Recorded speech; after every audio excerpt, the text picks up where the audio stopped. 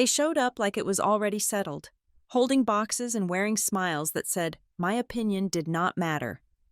I had owned my Uptown penthouse for exactly 2 weeks when my mother announced my sister was moving in. She did not ask. She stated it like a delivery window. They thought they were entitled to the life I built, but they had no idea I had quietly removed the one thing they were counting on to make themselves comfortable. My name is Brooklyn Foster, and until exactly 2 o'clock this afternoon, I was the sole sovereign of a 2,000 square foot kingdom in the sky. The ink on the deed was barely dry. I had been living in this uptown Dallas penthouse for exactly 14 days. 14 days of silence. 14 days of waking up to sunlight spilling across wide plank oak floors that did not creak. Brewing coffee in a kitchen where no one left sticky spoons on the counter. And standing before floor-to-ceiling windows that looked out over the skyline like a promise I had finally kept to myself. I had spent nearly every dollar I had saved over the last 10 years to secure this place. It was not just an apartment, it was a fortress. It was the physical manifestation of a boundary line I thought I had drawn in permanent marker. But as I was about to learn, my family did not believe in boundaries. They believed in delivery windows. I was standing by the kitchen island, enjoying the rare luxury of doing absolutely nothing. When the doorbell rang, it was not the polite chime of a guest who had been invited. It was a persistent, demanding buzz that suggested the person on the other side felt they had already waited too long. I frowned, setting my mug down on the white quartz countertop. I was not expecting a delivery. I was not expecting friends. I certainly was not expecting the committee of judgment that was currently crowding my hallway. I opened the door, and the air left my lungs in a sharp, silent rush. They were everywhere. It looked less like a family visit and more like a hostile takeover. My mother, my father, my brother Derek, and my sister Maris were standing in the corridor, flanked by a small army of cardboard boxes, overstuffed plastic garbage bags, and 3 large suitcases that looked like they had seen better decades.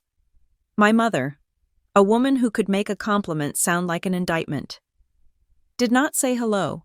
She did not ask how I was. She did not comment on the beautiful view or the fact that I had just purchased a piece of real estate that cost more than the house she raised us in.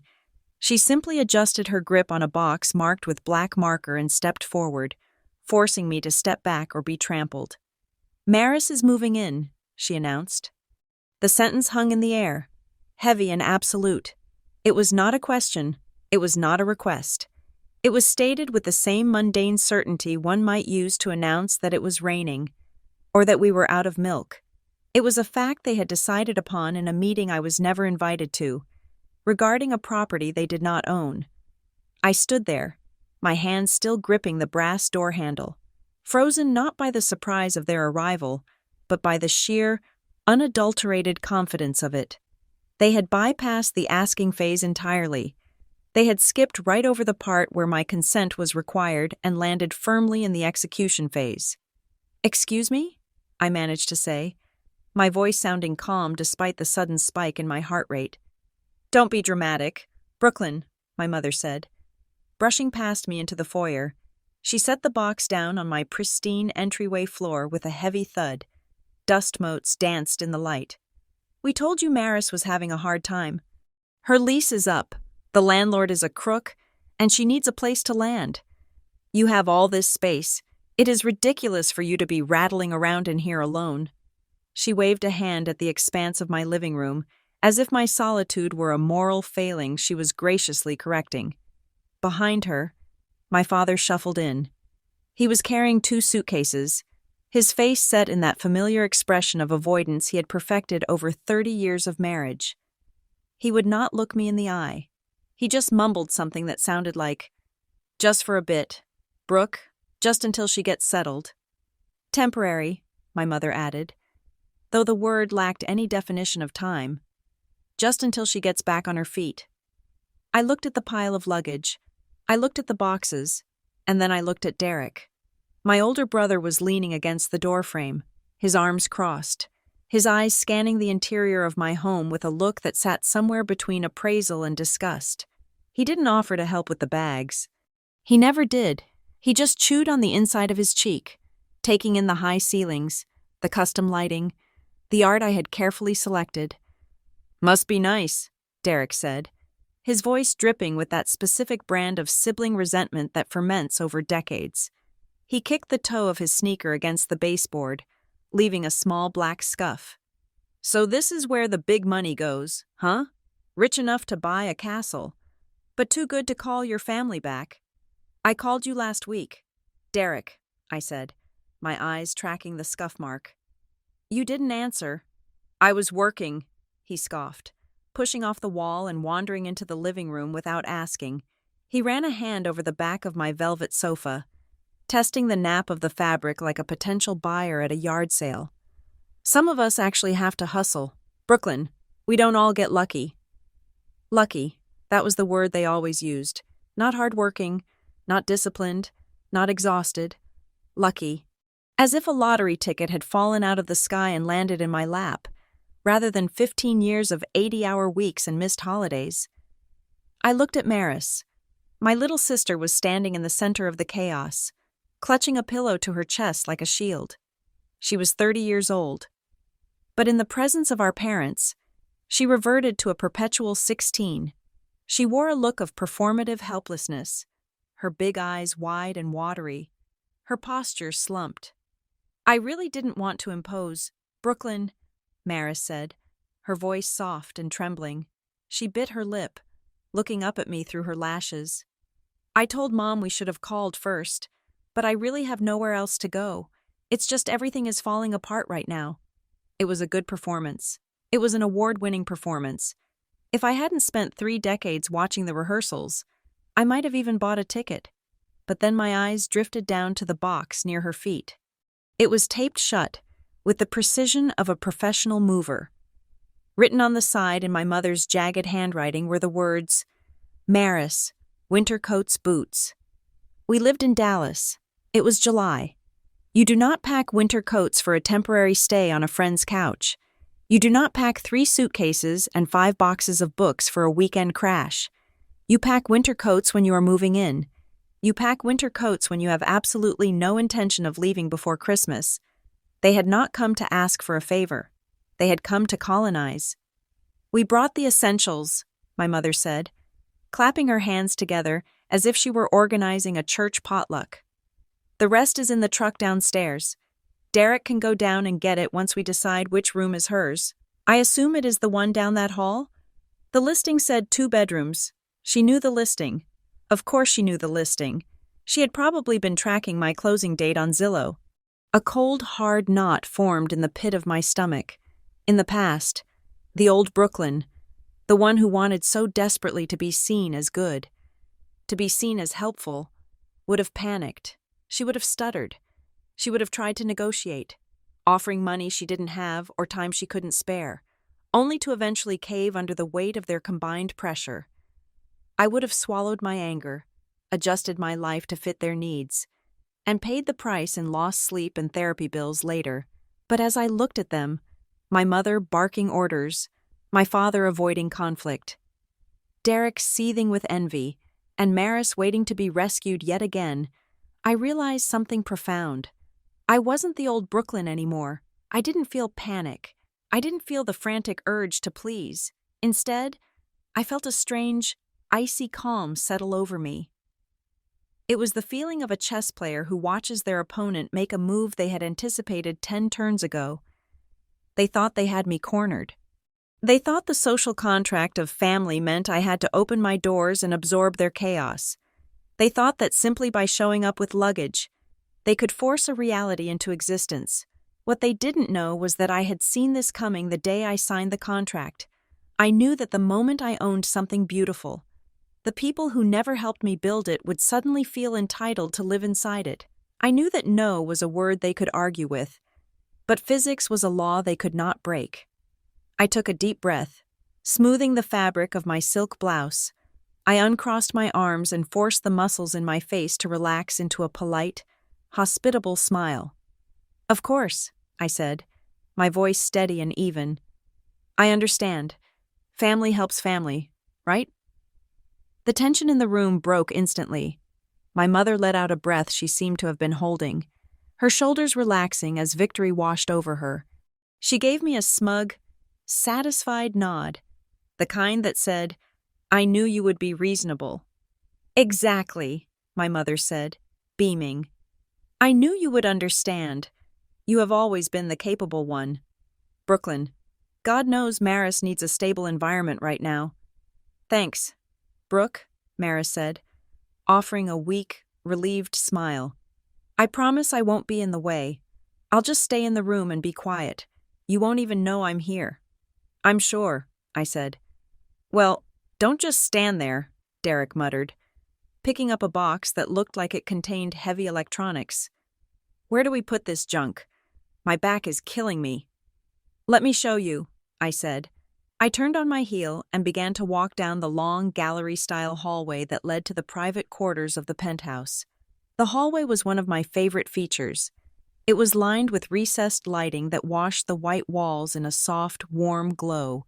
At the end of the hall lay the master suite.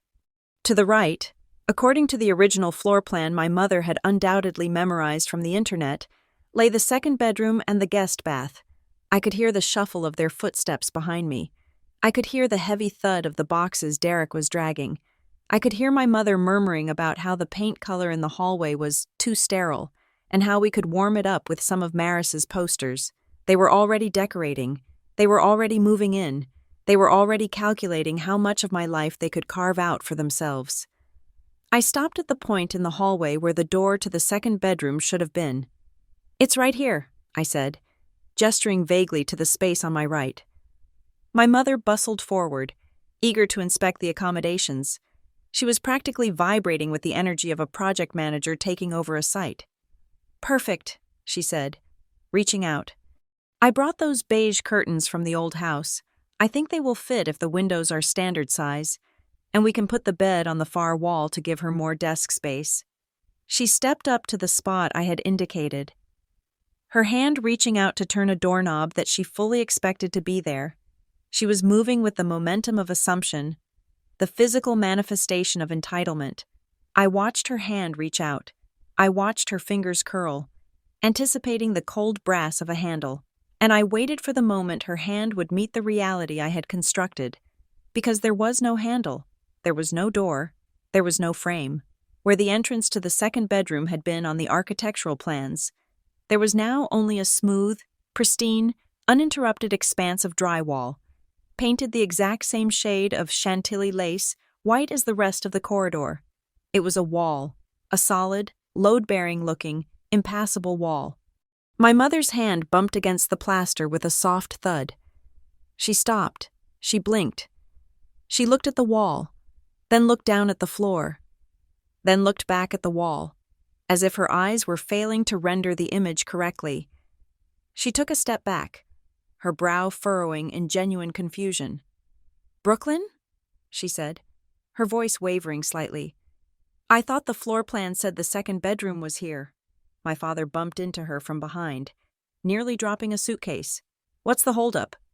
"The door," my mother said, pointing at the blank wall. "Where's the door?" Derek dropped the box of electronics with a loud crash. "What do you mean? Where is the door?" "It's a room. It has to have a door." He pushed past my father and walked up to the wall, rapping his knuckles against it. Knock. Knock. The sound was solid, dead. There was no hollow echo of a cheap partition. This was real construction. "I don't get it," Maris said, her voice rising in panic. "The listing said 2 bedrooms. I saw the photos online. There was a bedroom here." They all turned to look at me. The smugness was gone. The confidence was evaporating, replaced by a dawning, frantic confusion. They looked like castaways who had just realized the island they swam to was actually a mirage. I stood there, hands clasped loosely in front of me, maintaining my polite smile. "Oh, that," I said, my tone as light and airy as the penthouse view. "I made some changes." "Changes?" my mother repeated, the word coming out like a choke. "What kind of changes? You can't just delete a room. Brooklyn?" "Actually, I can," I replied. "It is my apartment. I gestured to the smooth wall. I realized I didn't need a guest room. I don't have guests, and I value my privacy. So, before I moved in, I had the contractors seal it up. Seal it up? Derek practically shouted. You walled off a perfectly good bedroom? Are you insane? Do you know what that does to the resale value? I'm not planning to sell, Derek, I said calmly. I'm planning to live here. But where does Maris sleep? My mother asked, her voice rising an octave. She looked from the wall to the mountain of boxes she had dragged into my home, the reality of the situation crashing down on her. We packed everything. Her lease is gone. Where is she supposed to go? I looked at my mother, then at Maris, who was now looking at the wall as if it might open up if she wished hard enough. I'm not sure, I said, allowing just a hint of steel to enter my voice. But as you can see, this is a one-bedroom apartment now, and that bedroom is mine. I let the silence stretch. I let them look at the wall. I let them look at the boxes that suddenly looked less like a relocation and more like a burden they would have to carry back down 30 floors. So, I said, I don't think there is going to be room for those winter coats. To understand why I would go to the extreme length of erasing a room from existence, you have to understand the architecture of my family.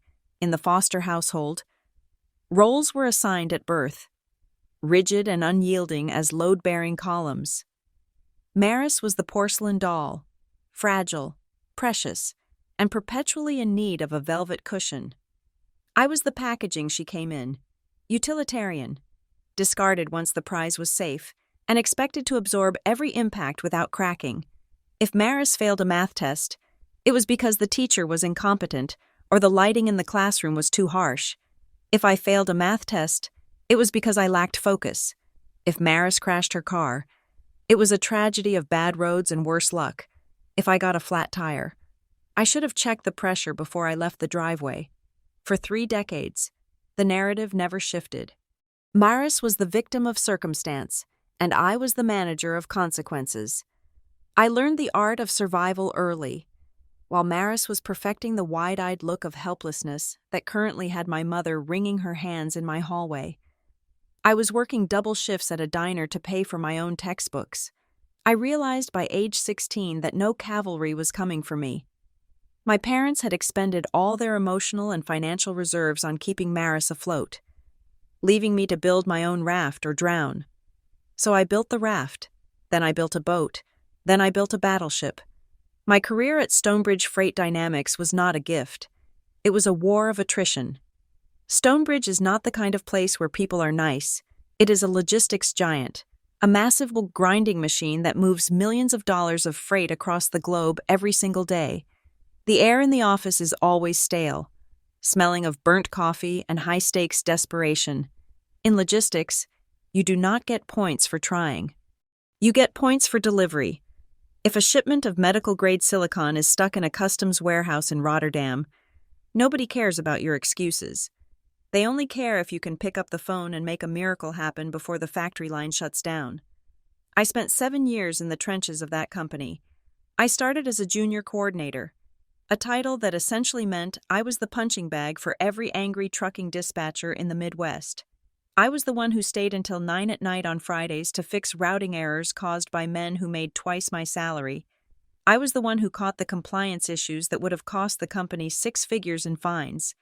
And for the first 4 years, I was the one who watched mediocre colleagues get promoted because they played golf with the regional vice president while I was busy actually doing the work. I remember the day I finally landed the Director of North American Operations title. It was not because my father made a call. It was not because I had a legacy name. It was because I had spent 6 months redesigning our intermodal shipping routes to bypass a bottleneck in Chicago that had plagued the company for a decade. I saved Stonebridge $3 million in a single fiscal quarter. When I walked into the boardroom to present my final report, I did not ask for the promotion. I laid out the data, looked the CEO in the eye, and told him that if he did not give me the chair, I would take my methodology to our biggest competitor by Monday morning. I took the job, I took the raise, and I took the bonus that eventually became the down payment for this penthouse. My family hated it, They would never admit it. Of course, they would say they were proud, but the word always tasted like vinegar in their mouths. My success was an affront to their narrative. If I could succeed without their help, without their money, and without their pity, it proved that their neglect hadn't broken me. It proved I didn't need them, and for a family that thrived on codependency, independence was the ultimate betrayal. That was why they looked at this apartment with such barely concealed disdain. To them, this penthouse was not a home. It was a resource. It was a surplus asset that needed to be redistributed. In their eyes, I had too much space, too much quiet, and too much money. Maris had too little. Therefore, by the twisted logic of the foster family ecosystem, my hard work belonged to her. I saw this coming the moment I signed the initial offer letter for the property. Most people feel elation when they buy their dream home. When the realtor handed me the heavy cardstock folder with the closing documents, I did not feel joy. I felt a cold, creeping dread. I looked at the floor plan included in the brochure, a beautiful, spacious layout with a master suite and a generous second bedroom intended for guests or a home office. I stared at that rectangle labeled Bedroom 2, and I did not see a guest room. I saw Maris. I saw her moving in just for a weekend, because she had a fight with her boyfriend. I saw the weekend turning into a month because she couldn't find the right vibe in a new apartment. I saw my mother calling me, guilt-tripping me about kicking my own sister out on the street. I saw my sanctuary turning into a hostel for my family's dysfunction. I knew exactly how it would play out because we had played this scene before. When I had my first small apartment, a tiny one-bedroom walk-up. My parents had guilted me into letting Derek stay on my couch for a few days while his car was in the shop. He stayed for 6 weeks. He ate my food. He used my laundry detergent, and he complained that my internet was too slow for his gaming. When I finally asked him to leave, my father called me selfish. He told me that family supports family. The word temporary is the most dangerous word in my family's vocabulary. It is a lie. It is a Trojan horse. Temporary is just the label they put on an invasion to get past your defenses.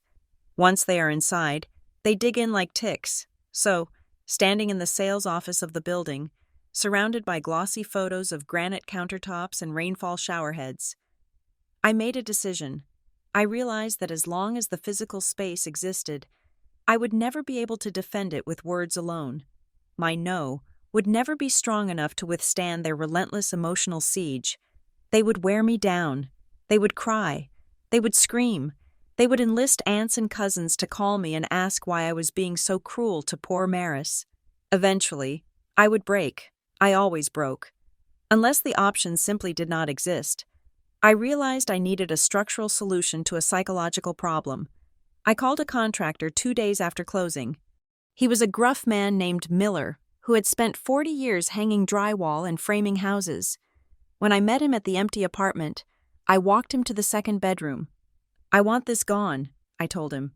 Miller looked at the room, then back at me. "Gone? You mean you want to knock down the wall and open it up to the living room?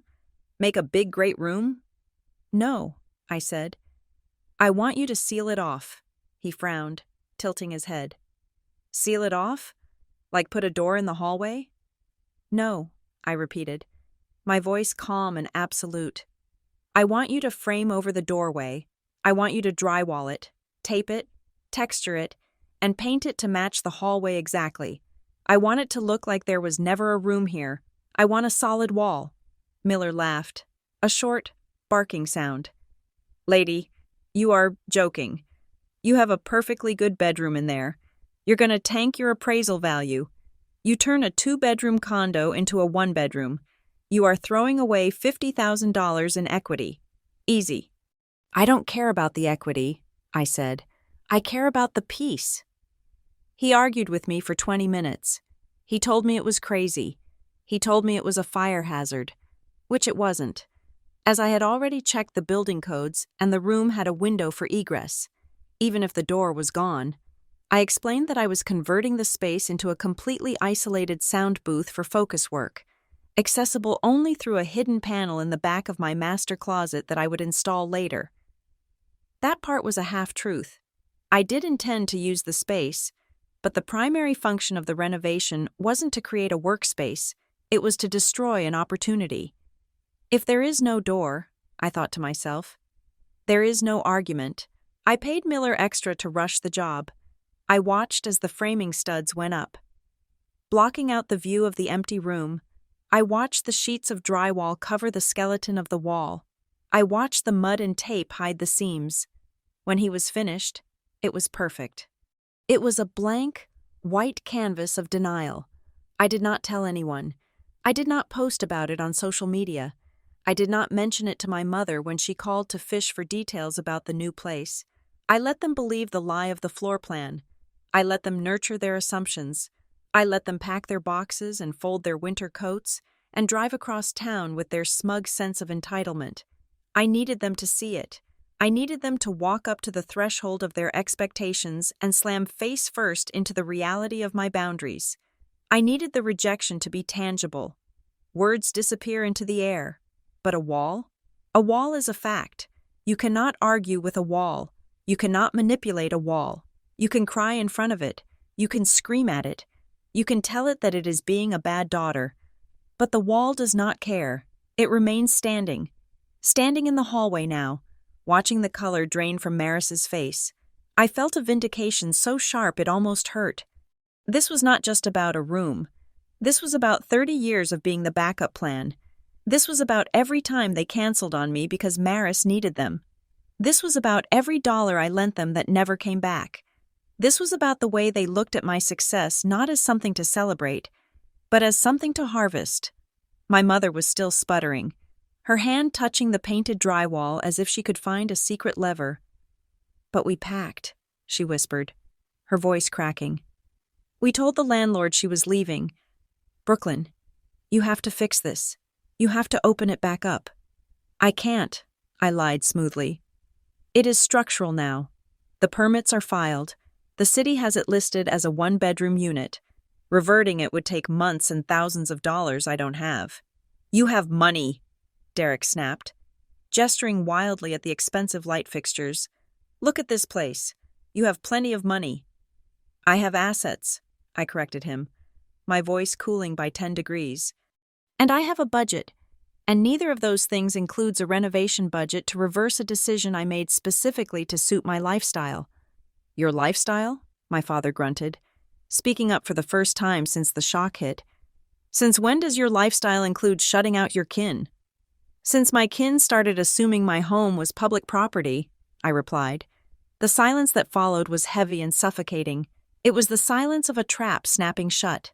They were realizing that the script they had brought with them, the one where they overwhelm me, I cave, and Maris gets a free ride, was useless. They were off book, and they had no idea how to improvise. I looked at Maris. She wasn't looking at me. She was looking at the floor, her hands twisting the strap of her purse.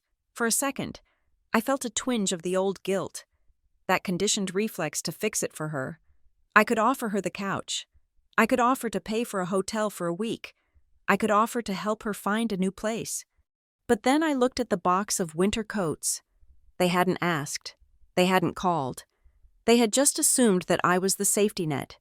They assumed that because I was strong, I had an obligation to carry the weak. They assumed that my hard-won peace was less important than their convenience. I killed the guilt.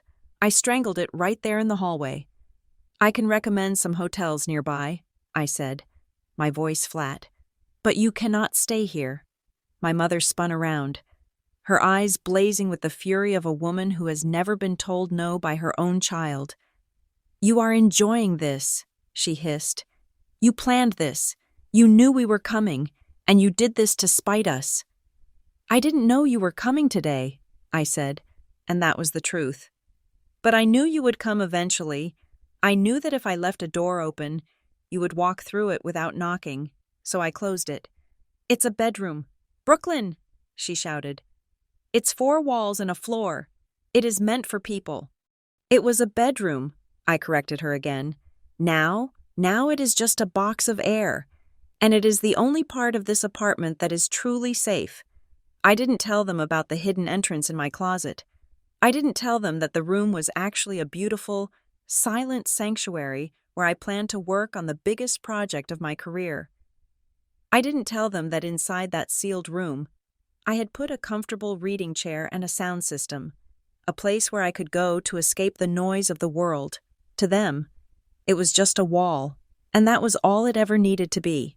The logistics of their defeat were beginning to set in. The boxes would have to be moved. The truck was double parked downstairs. The sun was beginning to set over Dallas, casting long shadows across the floor I had worked so hard to buy. They were stranded on the shores of my success, and for the first time in history, I was not going to launch the lifeboat. "I think you should probably start taking the boxes down," I said, checking my watch. "The building has strict rules about move-ins and move-outs after 5 in the afternoon. You don't want to get fined." Derek looked at me with pure hatred. "You are cold. Brooklyn, you are stone cold." "I work in freight." "Derek," I said, meeting his gaze without blinking. "Cold chain storage is my specialty." To understand the full weight of what I did, you have to witness the 10 minutes that preceded the walk down the hallway.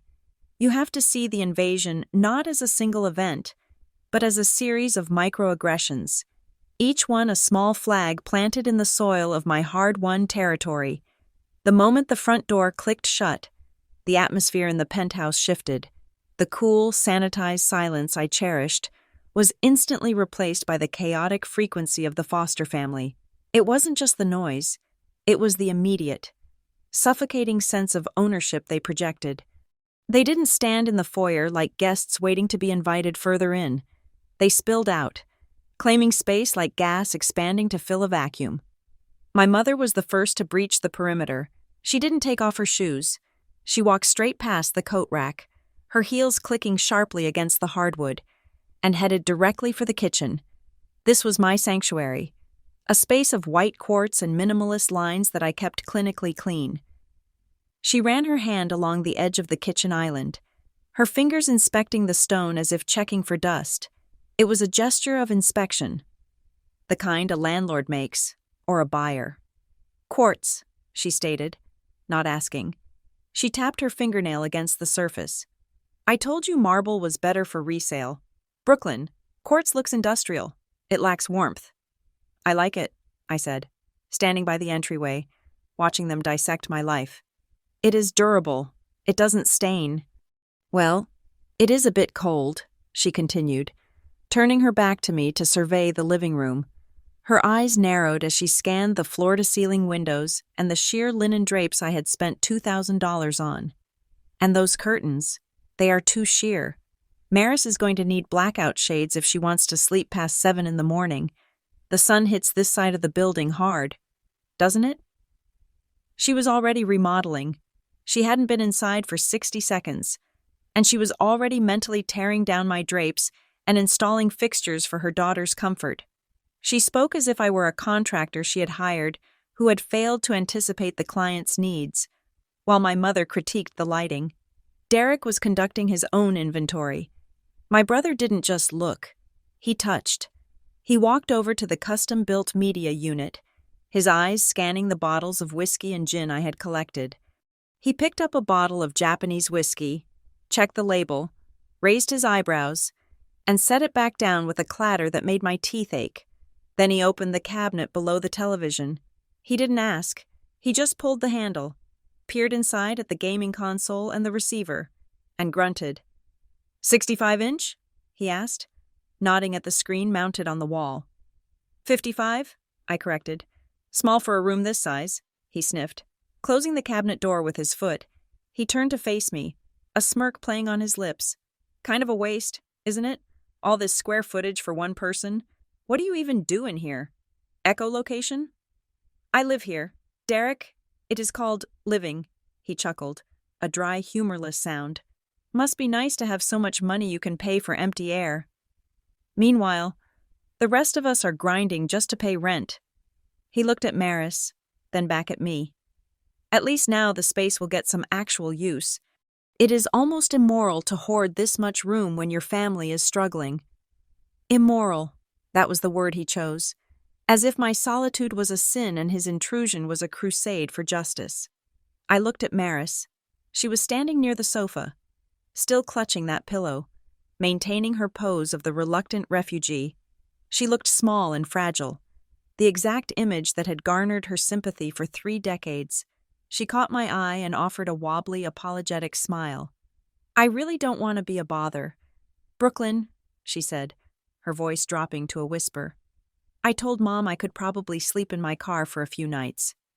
"Don't be ridiculous." "Maris," my father cut in, finally stepping away from the door. "No daughter of mine sleeps in a car when her sister lives in a palace." "I just don't want to disrupt your routine," Maris continued, looking at me with wide, wet eyes. "I'll be like a ghost. You won't even know I'm here." She paused for exactly 1 beat.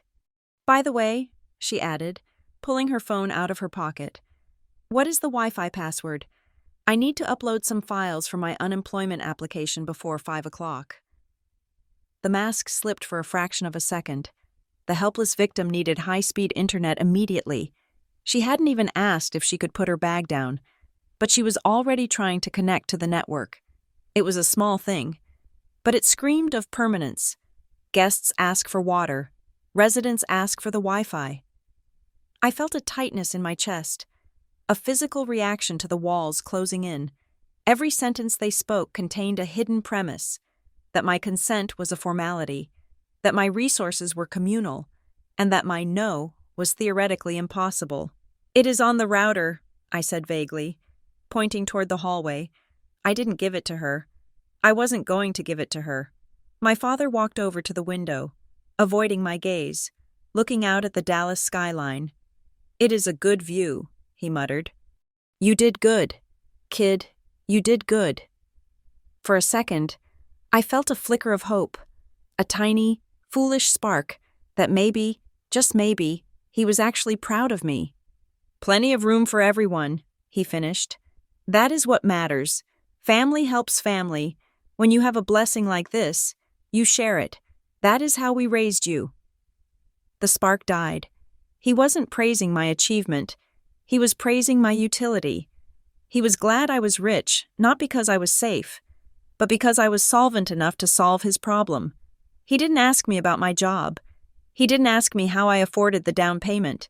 He didn't ask if I was happy. He only measured the apartment by its capacity to house the child he actually cared about. Then came the physical escalation. My mother, having finished her inspection of the kitchen, walked back to the pile of luggage. She bent down, her face set with determination, and grabbed the handle of the largest cardboard box. "Well, no use standing around chatting," she declared, her voice brisk and efficient. "Let's get Maris settled so we can get some dinner. I am starving." She shoved the box. It scraped loudly across my hardwood floor, a harsh, grating sound that felt like nails on a chalkboard. She pushed it toward the hallway, toward the space where she believed the second bedroom waited. "Derek, grab the suitcases," she commanded. "Maris, bring the pillows. Brooklyn, do you have any spare hangers? We probably need about 30 or 40. Maris has a lot of blouses." It was happening. They were moving. They were not waiting for me to say, "Okay." They were not waiting for me to show them the room. They were simply executing the plan. The scraping of that box was the sound of a gavel banging down. Case closed. Verdict: guilty of having space. Sentence: indefinite occupation. I stood by the kitchen island, my hand resting on the cool quartz my mother had just insulted. My heart was pounding against my ribs in a frantic, bird-like tempo. The old version of me was screaming inside my skull. The old me wanted to shout, to sob, to plant myself in front of the box and plead for them to stop. The old me wanted to explain, to justify, to bargain. But the new me? The new me simply observed. I watched my mother wrestle with the box's weight. I watched Derek haul the heavy suitcase up onto his shoulder, his face tightening. I watched Maris jab at her phone, hunting for a Wi-Fi signal I had no intention of granting. I crossed to the cupboard and took down a glass. I filled it from the tap. The rush of running water was the only sound I contributed. I took a slow, measured sip, The water was cold. It steadied me. Then I looked at them, sweating, straining, trying to carry their burdens into a room that didn't exist. I looked at the certainty in their movements. They were so sure, so absolute in their belief that they could pressure me into surrender. They thought the hardest part was getting past the doorman. They had no idea. I set the glass down on the counter. I didn't slam it. I set it down with a soft, precise click. "Stop," I said. It wasn't a shout. It was spoken at a normal conversational volume, but the tone cut through the room like a razor blade. My mother stopped pushing the box. She looked up, wiping a bead of sweat from her forehead. "What? Don't tell me you are going to make a scene now." "Brooklyn, we are already inside." "I'm not making a scene," I said, a small but polite smile touching my lips. It wasn't a happy smile. It was the smile of a predator who has just heard the trap snap shut. "I just don't want you to waste your energy dragging those heavy boxes down the hall if the layout isn't what you expect." "We know the layout," Derek spat, adjusting the strap on his shoulder. 2 bedrooms, 1 bath. We saw the floor plan." "Plans change," I said softly. I stepped away from the counter and smoothed the front of my dress. I walked past Maris, who instinctively stepped back as if I radiated a sudden drop in temperature. I walked past my father, who was still staring out the window, oblivious to the shift in atmospheric pressure. I walked past my mother, who was glaring at me with hands on her hips. I stopped at the mouth of the hallway. The lighting here was perfect. It cast a warm, inviting glow down the corridor, highlighting the beautiful art on the walls and leading the eye straight to the end. "You want to see Maris's room?" I asked, looking back at them. "Come on, let me show you exactly where she's going to stay." I turned my back on them and began to walk. I heard them shuffling behind me. The heavy breathing of people carrying physical baggage, unaware that they were about to be crushed by emotional weight. I walked slowly. I wanted them to savor the anticipation. I wanted them to visualize the bed, the desk, the closet. I wanted the image of that room to be so real in their minds that when I ripped it away, the phantom pain would last forever. "It is right here," I said, my voice echoing slightly in the corridor. I stopped, I stepped aside, and I gestured to the empty space where their expectations were about to die. The hallway seemed to stretch out, elongated by the sudden silence that had fallen over my family. My mother was leading the charge, her heels striking the floorboards with the rhythmic clatter of a woman who believes she is marching toward victory. She had shaken off the momentary confusion of my earlier comments, dismissing them as the petty ramblings of a tired daughter. In her mind, a house was a house, a room was a room, and a door was an invitation that she did not need to wait for. She zeroed in on the doorframe at the end of the hall. "Now, I need to explain something about the architecture of this building. It is a pre-war conversion, the kind of place that values symmetry above utility. When I renovated, the building board insisted that the hallway aesthetics remain uniform. They would not allow me to drywall over the actual entry in a way that disrupted the visual rhythm of the corridor. So, while I had described the wall as a solid barrier, which, functionally and spiritually, it was, there was still a physical artifact of what used to be a door, a handle, a frame. It sat there like a stage prop, a wooden lie painted in high-gloss white, promising a destination that no longer existed. My mother saw that handle and her confidence surged back. She looked at me over her shoulder, a smug, pitying smile playing on her lips. It was the look she always gave me when she thought I was being difficult for no reason. "Honestly, Brooklyn," she sighed, shaking her head. "You had us worried for a second with all that talk about no room. You really need to stop being so dramatic. It is just a guest room." She reached out, her hand, manicured and heavy with gold rings, wrapped around the brushed brass knob. "Here we are, Maris," she announced, her voice pitching up into that cheerful tone she used to gloss over family tension. "Let's see what we are working with." She turned the handle. The latch clicked, a crisp, mechanical sound that echoed in the narrow space. She pushed, and then, Physics intervened. The door swung inward exactly 3 inches. Thunk! It didn't jam. It didn't stick. It hit something solid. It hit something immovable. It made the dull, flat sound of wood striking reinforced drywall. My mother frowned. She pushed again, putting her shoulder into it this time, expecting the resistance to be a pile of boxes or perhaps a piece of misplaced furniture. Thunk! The door did not budge. It was held in place not by a lock, but by a literal dead end. "What on earth?" she muttered. She leaned in, squinting, and peered through the 3-inch gap between the door and the frame. I watched the realization hit her in slow motion. I watched her eyes widen, then narrow, then widen again as her brain tried to process the visual data. There was no room. There was no depth. There was no darkness. 3 inches behind the white door was a wall, a flat, gray, perfectly finished sheet of drywall that sealed the opening completely. There was no baseboard. There was no gap at the top. It was a solid blockade, taped and mudded and painted with the uncaring precision of a contractor who had followed his blueprints to the letter. My mother froze. Her hand stayed on the doorknob, but her body went rigid, as if the wall had reached out and shocked her. She stood there for a long, agonizing second, just staring at the gray slab that was blocking her path. "I don't understand," she whispered.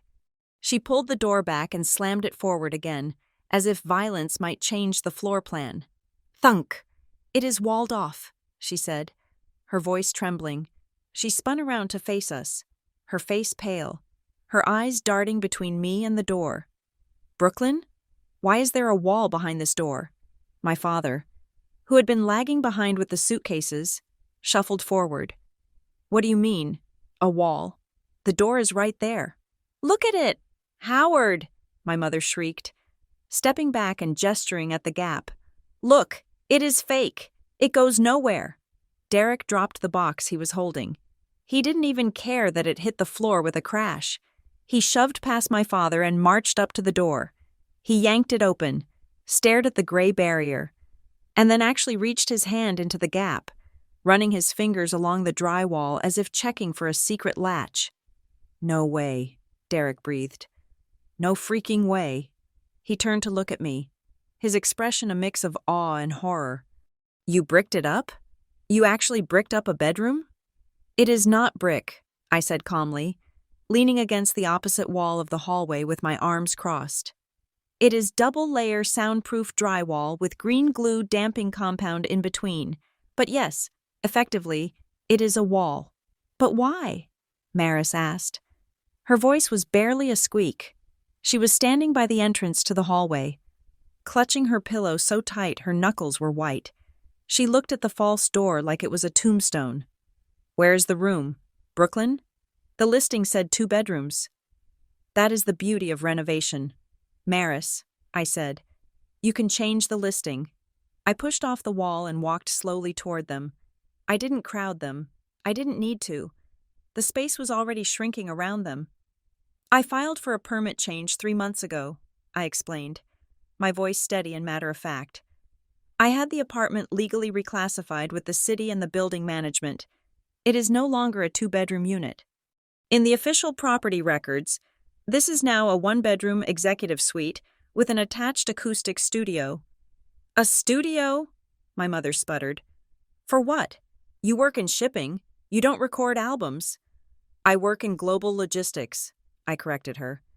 "And a big part of my new position involves handling crisis management calls with partners in Tokyo, London, and Dubai at all hours of the night. I deal with sensitive, high-value freight. I cannot have background noise. I cannot have distractions. And I certainly cannot have guests walking past my office door while I'm negotiating $1 million contract." "So you destroyed a room for work calls?" Derek asked, his face twisting in disbelief. "You wiped out 20% of your property value so you can talk on the phone?" "I increased my property value," I said. "A dedicated, sound-isolated workspace is a premium feature in this market, but that is beside the point. The point is, the room layout you have in your head? It doesn't exist anymore." My father was still staring at the gap in the door. He looked defeated. He looked like a man who had brought a knife to a gunfight, only to realize his opponent was driving a tank. But the room, the space, it has to be there. The windows, I saw the windows from the street. The space is there, Dad, I said. I didn't shrink the building. Then we can open it, my mother exclaimed, clutching at straws. We can cut through this drywall. Derek can do it. We can get a saw. It is just drywall. Brooklyn, we can fix this. I laughed. It was a short, sharp sound that made them all flinch. You are not cutting through my walls, I said. And even if you did, it wouldn't matter. Why not? My mother demanded. If the room is there, Maris can stay in it. Because, I said, dropping the final piece of the puzzle into place. You can't get into it from here. That is why I sealed the hallway entrance, to isolate the studio completely from the common areas. I paused, letting the silence build. I wanted them to ask. I wanted them to beg for the geography of my home. Then how do you get in? Derek asked. I smiled. I moved the door. I pointed back down the hallway, past them, toward the double doors at the far end of the corridor, the doors that led to my private sanctuary. The only entrance to the studio is now located inside the master suite, I said. Specifically, through a hidden passage I had installed in the back of my walk-in closet. To enter that room, you have to walk through my bedroom, past my bed, and through my personal wardrobe. The implication hit them like a physical blow. In the Foster family, boundaries were suggestions, but the master bedroom was the one line even they hesitated to cross. But more than that, they knew me. They knew that while I might have been a pushover about lending money or running errands in the past, I was ferociously protective of my sleep and my private space. You put the door inside your room? My mother whispered. Exclusively, I said. It is a private annex. It is part of my master suite now. It is not a guest room. It is not a spare room. It is my room. I looked at Maris. Tears were starting to well up in her eyes. She wasn't crying because she was sad. She was crying because she was inconvenienced. She was crying because the easy solution she had been promised had just evaporated. So, I said, my voice cutting through the tension like a scalpel, even if you wanted to stay there, you would have to sleep in my workspace, which has no bed, no closet, and is only accessible by walking through my room while I am sleeping. And I think we all know that is not going to happen. You did this on purpose, Derek said, his voice low and dangerous. You knew. You knew we would ask. You did this to trap us. I did this to protect myself, I countered. I bought a home for one person. I designed a home for one person. And as you can see by the wall you are staring at, there is literally, physically, structurally no room for anyone else. My mother let go of the door handle. The door swung back an inch, hovering near the frame. Useless and absurd. She looked at the boxes she had dragged up here. She looked at the winter coats. She looked at the life she had tried to impose on me, and she saw it for what it was. Homeless. There is no bedroom too, Mom, I said, delivering the final verdict. So there is nothing to move into. The silence that followed my declaration was not the peaceful silence of my new home. It was the pressurized silence of a bomb squad watching a timer tick down to 0. The white hallway, usually a conduit for light and air, suddenly felt like a trench. My mother was the first to detonate. The shock of the physical wall faded, replaced instantly by a sharp, jagged fury. Her face flushed a deep, blotchy red, clashing violently with her pristine collar. She spun around, her finger jabbing the air in my direction, accusing me of a crime I had indeed committed, the crime of autonomy. You did this on purpose, she spat, her voice shaking with a mix of rage and disbelief. You didn't just renovate, you built a barricade. You did this specifically to stop Maris from moving in.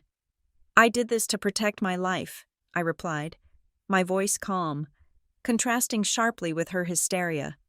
I did this because I knew that if I left an inch of space, You would take a mile.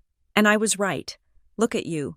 You are standing in my hallway with furniture I did not ask for, demanding access to a room I do not have.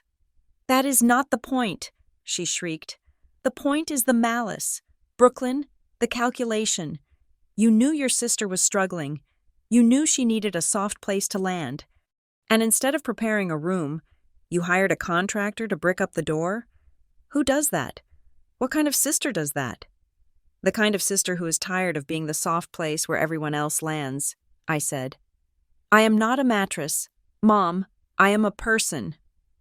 My father, who had been staring at the wall as if he could melt it with his disappointment, finally turned to look at me.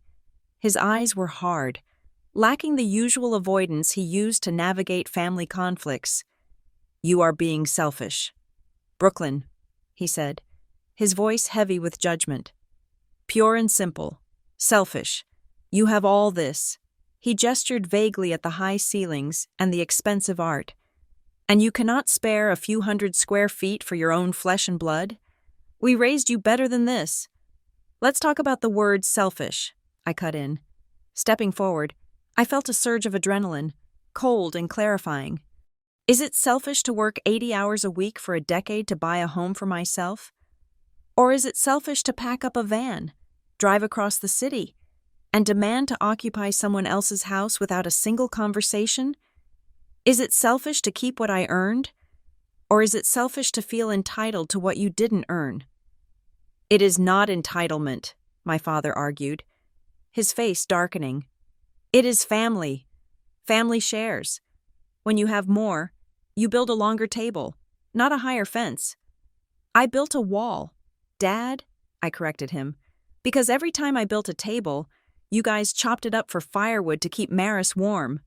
Derek laughed. It was a cruel, barking sound. He was leaning against the wall, shaking his head with a look of pure disdain. God, listen to you, he sneered. 2 weeks in a penthouse and you think you are better than us. You think you are royalty now. Money really changes people, doesn't it? You used to be the nice one. Now you are just a rich witch. The money didn't change me. Derek, I shot back, locking eyes with him. The money just gave me the ability to say no. I haven't changed. My tolerance for being used has just finally hit 0. Used? My mother gasped, clutching her chest as if I had physically struck her. Used? How dare you use that word after everything we have done for you? We clothed you. We fed you. We put a roof over your head for 18 years. We sacrificed everything to make sure you kids had a start in life. And this is how you repay us? With a bill for emotional damages? This was their favorite weapon, the ledger of birth, the idea that by performing the biological imperative of parenting, they had purchased a lifetime subscription to my obedience. In the past, this argument would have made me crumble. It would have made me apologize for breathing, but not today. Today, the ledger was closed. Let's be clear about something, I said, my voice dropping to a register that was dangerously low. Raising a child is not a transaction. You chose to have me. Feeding me, clothing me, and keeping me alive was not a favor. It was the legal and moral minimum requirement of being a parent. You do not get to invoice me for my childhood. That is not a debt I have to pay off for the rest of my life by sacrificing my adulthood. We gave you love, my mother cried. You gave me conditions, I countered. You gave me love when I was quiet. You gave me love when I was useful. But the moment I had a need, the moment I was the one who needed help, where were you? I didn't let them answer. I didn't want their vague platitudes. I wanted the facts on the table. Remember when I was 22? I asked, looking directly at my father. My car transmission blew out. I needed $600 to fix it so I could get to work. I asked you for a loan, not a gift. A loan. You told me that struggle builds character and that you didn't have the cash. My father shifted his weight, looking down at his shoes. 2 weeks later, I continued, Maris wanted to go to a music festival in Austin. The tickets and the hotel cost $1,200. You paid for it. You called it a cultural experience. She didn't pay you back. I walked to the bus stop in the rain for 3 months. That was different. my mother protested weakly. Maris was going through a hard time. She needed cheering up. Maris is always going through a hard time, I snapped. That is the pattern. When I was in college, working 2 jobs to pay tuition, Maris was failing out of community college because she didn't like the professors. Who got the rent assistance? Maris. Who got the new laptop? Maris. Who got the cosigner on the lease? Maris. I turned to my sister. She was shrinking against the wall, her face a mask of misery. And when Maris got that DUI 3 years ago, I said, relentless. Who paid the lawyer? You guys couldn't afford it. So you came to me. You told me it would ruin her life if she had a record. You guilted me into draining my savings account, the money I was saving for this apartment, to pay for her mistake. Did I get a thank you?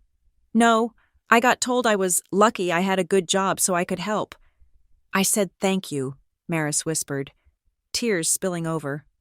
You said sorry, I corrected her. There is a difference. The hallway felt airless. For the first time in my life, I wasn't editing myself. I wasn't softening the blow. I was letting the raw, unvarnished truth bleed out into the open air. It was ugly, but it was real. Maris looked up. Wiping her eyes, she looked at me, then she looked at our mother. Mom told me you said it was okay, Maris stammered, her voice thick with confusion. She said she talked to you. She said you were excited for me to come. I looked at my mother. She went pale. The lie was out. I never said that, I told Maris, keeping my eyes fixed on our mother. I haven't spoken to Mom in 10 days. She didn't ask me. She didn't call me. She just told you what you wanted to hear so she could dump you and your problems on my doorstep. I assumed, my mother stuttered, caught in the headlights of her own manipulation. I knew you would say yes eventually. Brooklyn, you always say yes. I just wanted to facilitate things. I was trying to help your sister. You weren't trying to help her, I said. You were trying to get rid of her. You didn't want her moving back in with you, so you decided to pawn her off on me. You lied to her, and you disrespected me. I am your mother, she shouted, her voice cracking. I do not need your permission to make family decisions. You do when those decisions involve my house, I said. You do when those decisions involve my life.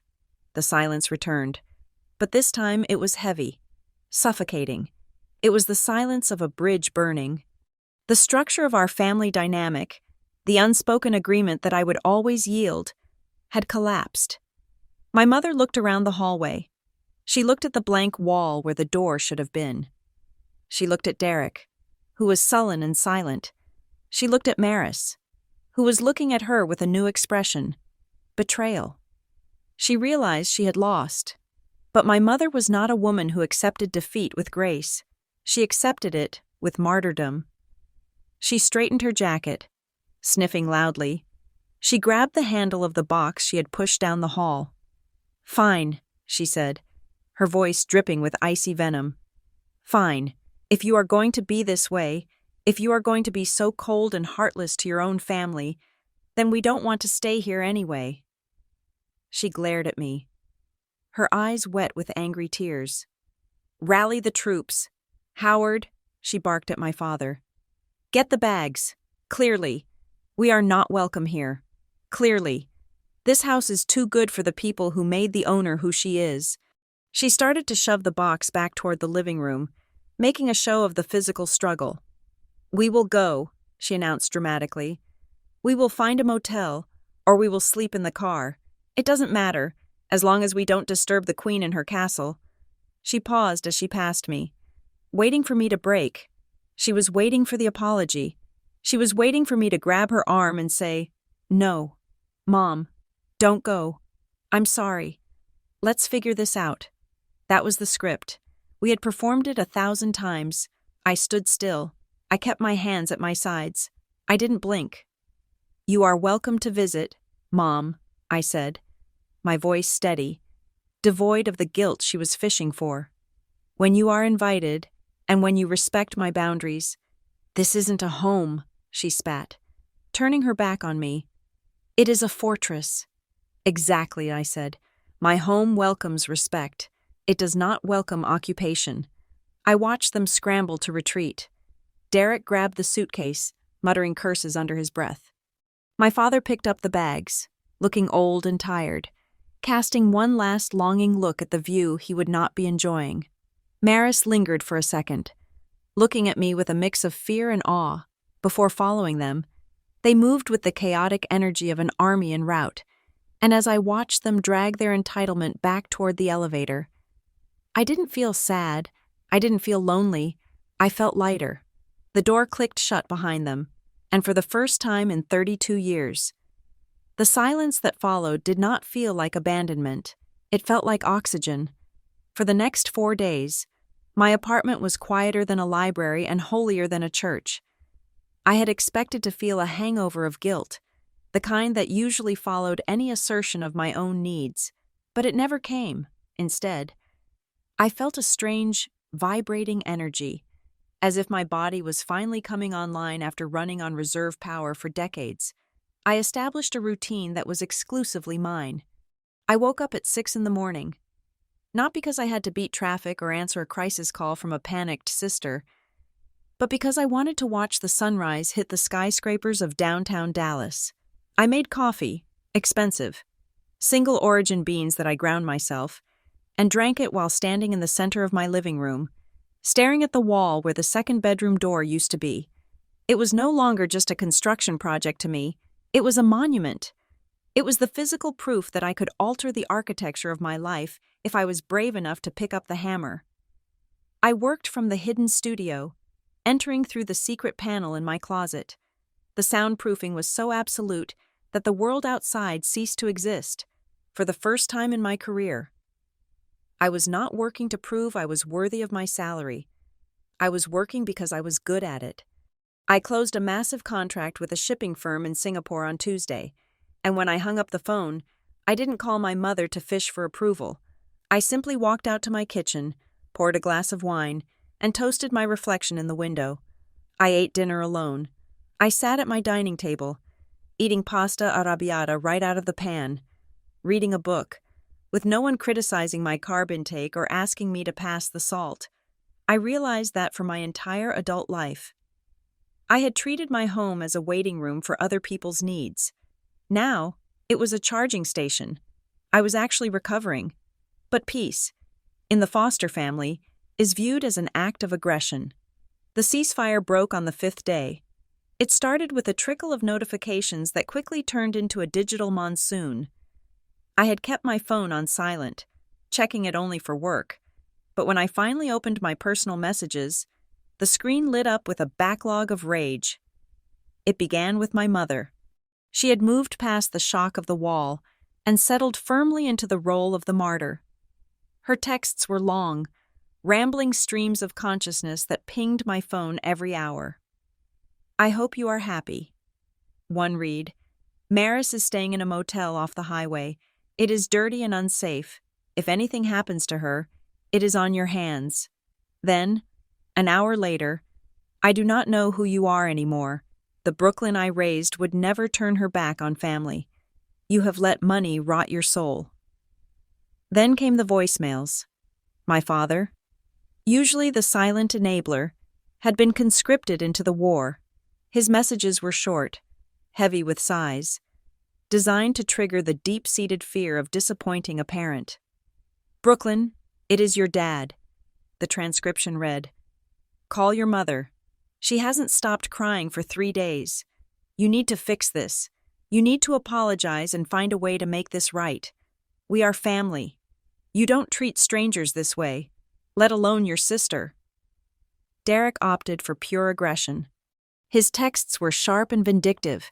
You think you are so smart with your fake wall. You are just a sad, lonely woman. Enjoy your empty castle. When you need us, don't bother calling. I didn't reply.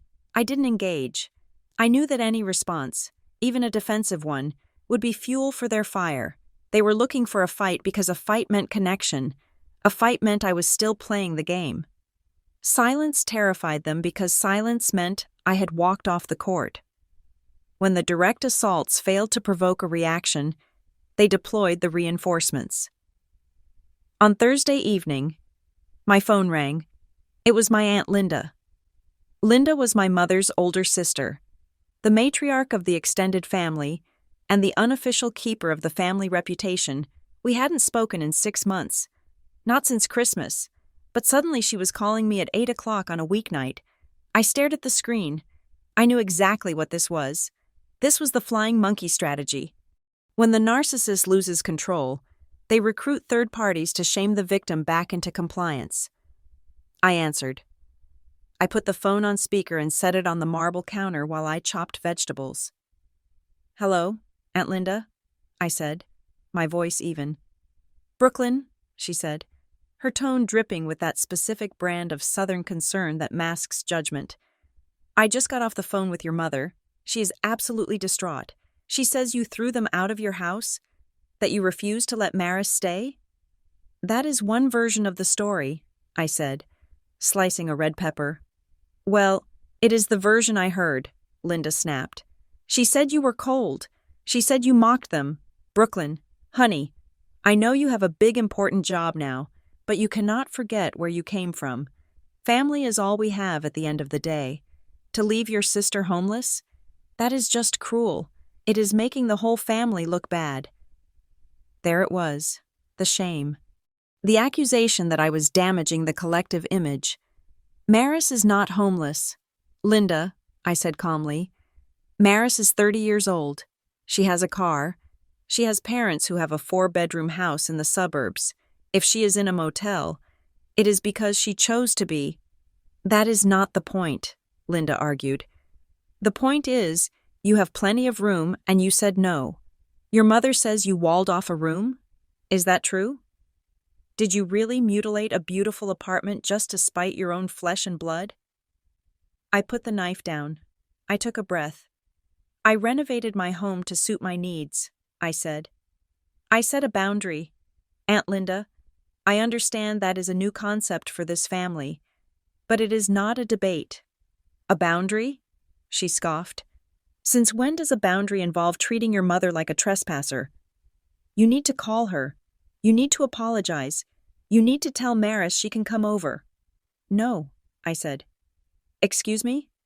"No," I repeated. "I will not be doing that. And if Mom wants to talk to me, she can do it when she is ready to respect my decision. Until then, the answer is no." "You are being a brat," Linda hissed. "A spoiled, ungrateful brat."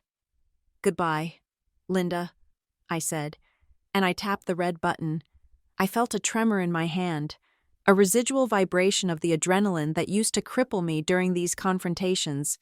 But this time, the tremor passed in 10 seconds. I didn't cry. I didn't spiral. I went back to chopping my vegetables. I had drawn a line, and the sky hadn't fallen, but they weren't done. The emotional siege was failing, so they attempted a tactical one. The next morning, I was in the middle of a video conference with my team in London when my intercom buzzed. It was a persistent, urgent sound. I ignored it twice. But on the third buzz, I apologized to my team, muted my microphone, and walked over to the wall panel. "Yes?" I asked. "Ms. Foster?" It was Marcus, the lead concierge for the morning shift. His voice sounded professional but slightly strained. "I apologize for the interruption, but I have a situation at the front desk regarding your unit access." "What kind of situation?" I asked, though a cold knot was already forming in my stomach. "I have a couple here, a Mr. and Mrs. Foster," Marcus said. "They are claiming to be your parents. They say they are here to drop off some mail and pick up a set of spare keys that you left for them. They were quite insistent that you authorized it." I froze. The blood drained from my face, not from fear, but from a sudden, white-hot clarity. They weren't just calling to yell at me. They were trying to breach the perimeter. "I did not authorize that. Marcus," I said, my voice hard as diamond. "I did not leave keys for anyone." "That is what I see in your file." "Ms. Foster," Marcus replied. "I checked your directive. It says no access for anyone not on the pre-approved list. But they are causing a bit of a scene in the lobby. Your mother is claiming it is a medical emergency and she needs to get into the apartment to get your medication. My medication? I didn't take any medication. It was a lie. A bold, desperate, verifiable lie designed to panic a doorman into breaking protocol. Marcus, I said, listen to me very carefully. Do not give them a key. Do not let them up the elevator. If they do not leave, call the police. There was a brief pause on the line. Understood. Ms. Foster, I will handle it. I hung up the intercom. I stood there for a moment, shaking. This was a violation. This wasn't asking for a favor. This was an attempted break-in wrapped in the guise of parental concern. 10 minutes later, my email pinged. It was an automated notification from the building's security system. Access log report. Unit 42B. I opened the PDF. Marcus, being the professional he was, had logged the entire interaction. But what caught my eye wasn't just today's attempt. I scrolled down the history log for the past 2 weeks, the 2 weeks since I had closed on the property. There were 4 other entries I hadn't noticed before. July 12th, 2 p.m. Caller requesting verification of resident list. Caller ID, H. Foster, July 14th, 9 a.m. Caller requesting copy of floor plan for insurance purposes. Caller claimed to be resident's father. July 15th. 4:30 p.m. Walk-in inquiry regarding parking spot availability for second vehicle. I stared at the screen, the glowing letters burning into my retinas. They had been planning this since the day I signed the deed. They hadn't just assumed Maris could stay. They were actively trying to establish residency. They were trying to get their names on the building registry. They were trying to get a parking spot for Maris's car. They were trying to get a key so they could come and go as they pleased. This wasn't about Maris needing a bed. This was about control. They wanted a key to my life. They wanted the ability to walk into my sanctuary whenever they felt like it, to inspect my fridge, to criticize my cleaning, to rearrange my furniture, to remind me that I never truly owned anything, not even my privacy. If I hadn't walled off that room, they would have had the key by now. Maris would have let them in. They would be sitting on my couch right now, waiting for me to come out of my office so they could tell me what I was doing wrong.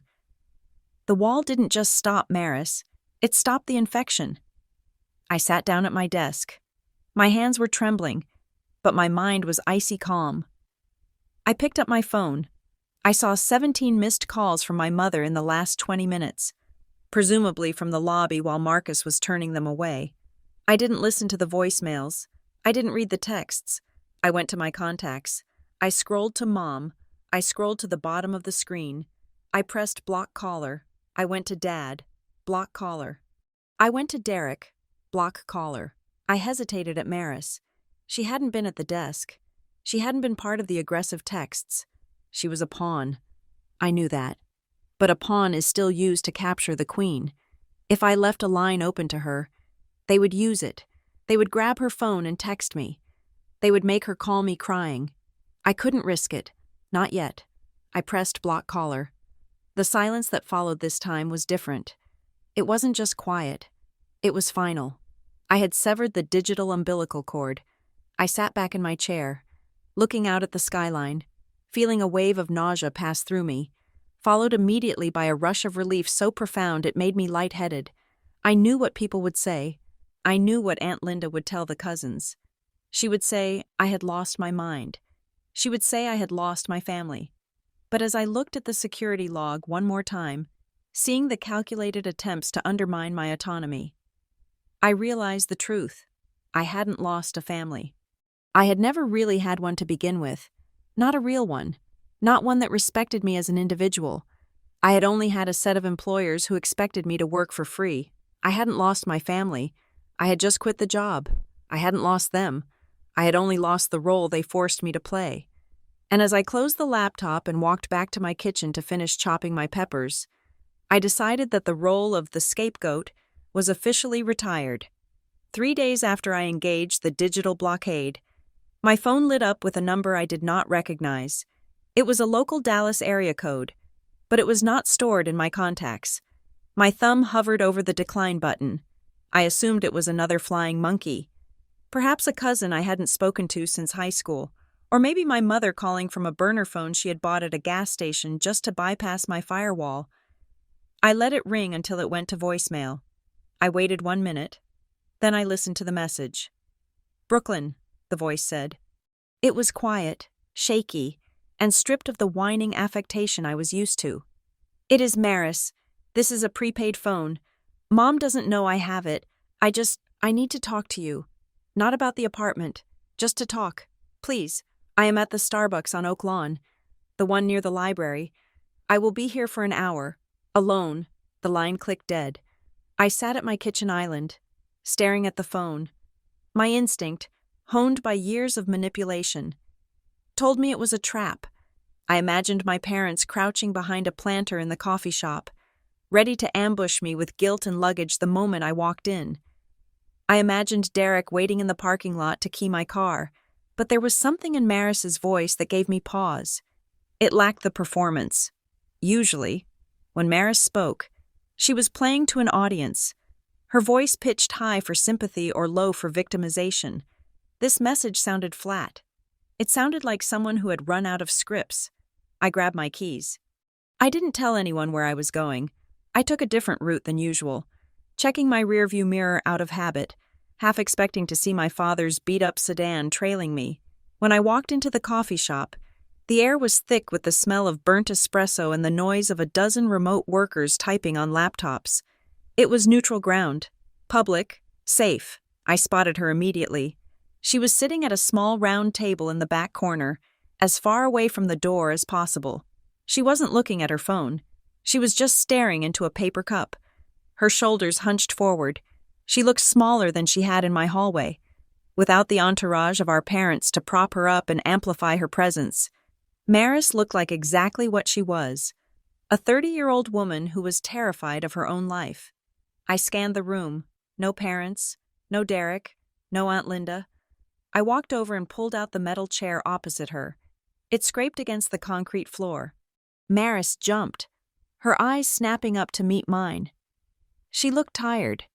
There were dark circles under her eyes that concealer hadn't quite covered, and her hair was pulled back in a messy bun that spoke of utility, not style. "You came," she said, sounding genuinely surprised. "I have 20 minutes, I lied. "And if I see Mom or Dad walk through that door, I am leaving, and I am changing my number." "They are not coming," Maris said quickly. She took a sip of her coffee, her hand trembling slightly. "They think I am at a job interview. Well, they think I am at an interview for a receptionist gig that Mom found for me." "Are you?" "No," she said. "I didn't apply. I don't want to be a receptionist." I sat back, crossing my arms. This was already a deviation from the norm.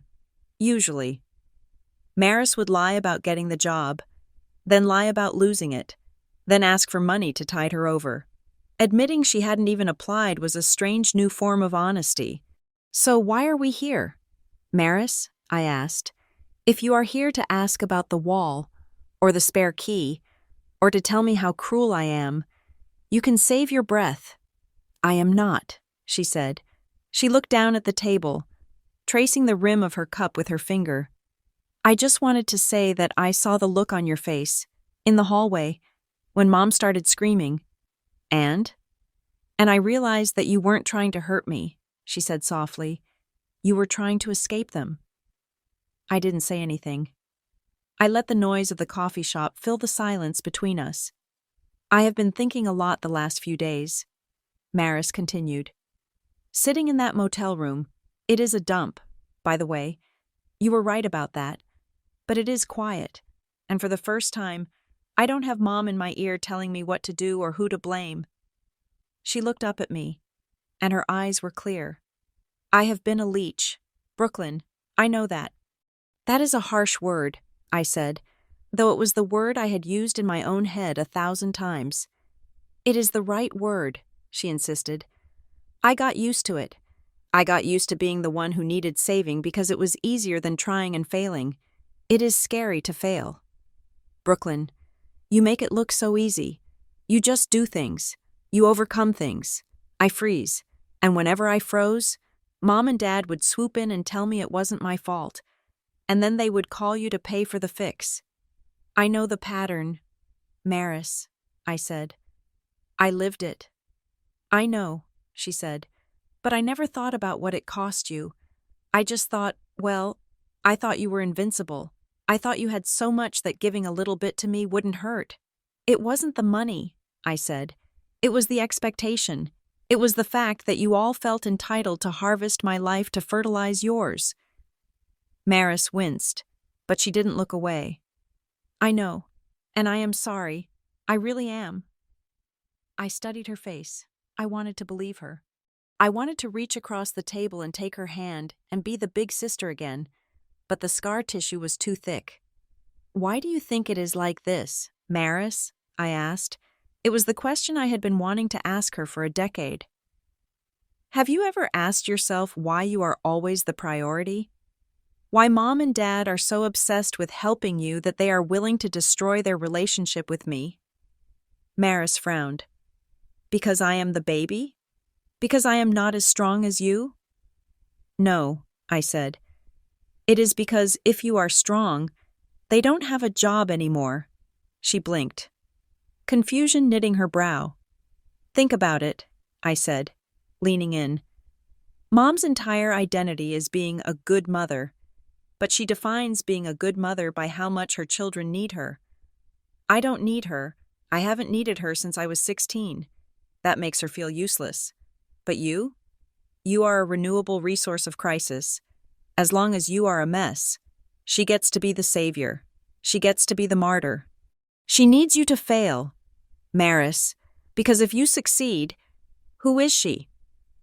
Maris opened her mouth to argue, but then she closed it. She looked out the window, watching the traffic go by on Oak Lawn Avenue. I could see the gears turning in her head, grinding against 30 years of conditioning. She told me you agreed, Maris whispered, her voice cracking.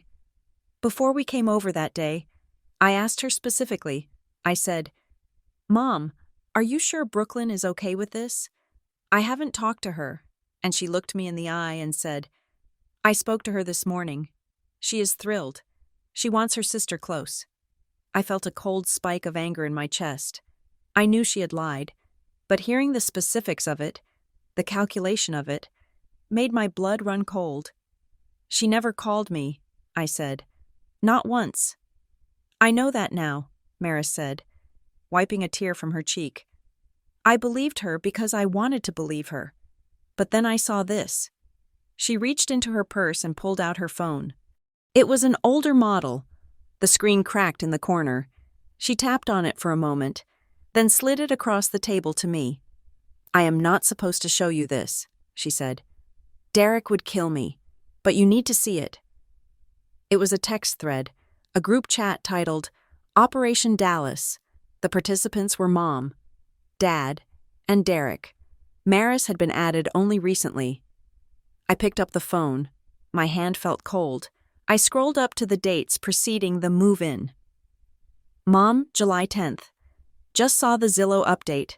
Closing is confirmed. The unit has a den per second bedroom. It is perfect for Maris. Dad. July 10th. Did you ask Brooklyn? Mom, July 10th. If I ask, she will make up an excuse. We just need to get Maris in there. Once she is inside, Brooklyn won't kick her out. She worries too much about what people think. Derek, July 11th. Make sure you pack everything. If we leave stuff behind, Brooklyn will say it is just a short visit. We need to establish residency immediately. Mail, toothbrush, everything. Mom. July 12th. I will call the building and try to get a key. If we can get a key before she moves in, we can move Maris's stuff in before Brooklyn even gets there. Surprise her. Derek, July 14th. What if she says no? Mom, July 14th. She won't say no to me, and if she does, we just stay. We wear her down. We will do shifts if we have to. You stay a few nights, then I will stay. We make it so there is always someone there until she accepts it. It is a big place. She will get used to it. It is better for the family if we have a foothold in the city. I stared at the words. Operation Dallas. Foothold. Wear her down. This wasn't a family trying to help a struggling daughter. This was a military campaign. They viewed my home as enemy territory to be conquered. They had discussed occupying my space in shifts, like guards in a watchtower, specifically to erode my resistance. I looked at the date of the message about getting the key. It matched the date on the security log I had seen from the building. If I hadn't built that wall, if I had left that door open, they would have succeeded. They would have moved in while I was at work. They would have claimed squatters' rights. They would have turned my sanctuary into a commune. I handed the phone back to Maris. My fingers felt numb. "You see it now, don't you?" I asked. Maris nodded. She looked sick. "They weren't doing it for me. Brooklyn, they were, but they were using me to get to you. They want to be in that apartment. They talk about it like they won the lottery." "They didn't win anything," I said. "And neither did you." "I know," she said. She put the phone away, sliding it deep into her bag as if she was afraid it might bite her. "That is why I wanted to see you. I wanted to tell you that I am done." "Done with what?" "Done waiting to be saved," she said. She reached into her bag again and pulled out a folded piece of paper. She smoothed it out on the table. It was a printout of an email confirmation. "I found a room," she said. "It is not in Uptown. It is in Deep Ellum, in a shared house with 3 other girls. It is small, and the bathroom is down the hall. But it is $600 a month. I can afford that with my unemployment check until I get a job." I looked at the paper. It was a standard roommate agreement. It looked real. "And," she continued, her voice gaining a little more strength, "I went to the community college this morning. Before I came here, I signed up for the phlebotomy certification program. It is 6 weeks. It is fast. Hospitals are always hiring. I don't need a degree. I just need a trade." This was new. Maris had always talked about finding her passion or following her dreams, which usually involved expensive art classes she never finished. Phlebotomy was blood. It was needles. It was gross, practical, steady work. It was the most realistic thing I had ever heard her say. "That sounds solid," I said. I was careful not to sound too excited. I didn't want to praise her like a child. I wanted to respect her like an adult. "I don't want your money, Brooklyn," she said, anticipating my next move. "And I don't want to live in your penthouse. Even if there was a room, I realized something when I saw that wall." "What?" "I realized that if you had to build a wall to keep me out, I must be a pretty toxic person to be around." The honesty of the statement hit me hard. It was a moment of clarity that I hadn't expected her to possess. "You are not toxic, Maris," I said gently. "The dynamic is toxic. You were just the instrument they used to pry the door open." "Maybe," she said, "but I let them hold me. I let them swing me like a battering ram." She took a deep breath. "Anyway, I just wanted you to know. I am taking the room in Deep Ellum. I move in on Saturday. Mom hates it. She says it is dangerous. She says I am being ungrateful. She is losing control," I said. "That is what she hates." "Probably," Maris said. She stood up, slinging her bag over her shoulder. She looked down at me. "I am not going to ask you to forgive them. I don't think you should. But maybe, once I get settled, once I have my own money and my own place, maybe we could get coffee again? Just us?" I looked at my sister. For the first time, I didn't see a burden. I saw a woman who was waking up from a long, drugged sleep. She was groggy, and she was weak, but she was standing on her own 2 feet. "I would like that," I said. "But Maris?" "Yeah?" "I am not the safety net anymore," I said. I needed to say it. I needed to say it out loud so the universe could hear it. "If the roommate situation falls through, if the phlebotomy class is too hard, you cannot call me to fix it. I will cheer for you. I will buy you dinner, but I will not bail you out." Maris nodded. She didn't flinch. "I know. That is the only way this works." "Good," I said. "Okay," she said. "Bye, Brooklyn." She turned and walked out of the coffee shop. She didn't look back. She walked out into the heat of the Dallas afternoon, toward a cheap apartment and a job drawing blood. I sat there for another 20 minutes. I drank my coffee, which had gone cold. I replayed the conversation in my head, analyzing it for traps, but I couldn't find any. It wasn't a fairy tale ending. We weren't going to braid each other's hair and talk about boys, but for the first time in our lives, the relationship felt fair. I looked at my phone. The block icon was still active next to her name. I hesitated. Then, with a slow, deliberate movement of my thumb, I unblocked her. I didn't call her. I didn't text her. I just opened the door a crack. Not the door to my apartment. That wall was staying exactly where it was. But the door to my life. I stood up, threw my cup in the trash, and walked out to my car. As I drove back to my penthouse, passing the skyline that I now owned a piece of, I felt a different kind of satisfaction. The wall I had built hadn't just kept them out. It had forced Maris to finally stand up. By closing one door, I had forced her to open her own, and that, I realized, was the most loving thing I had ever done for her. The truce with Maris had given me a false sense of security.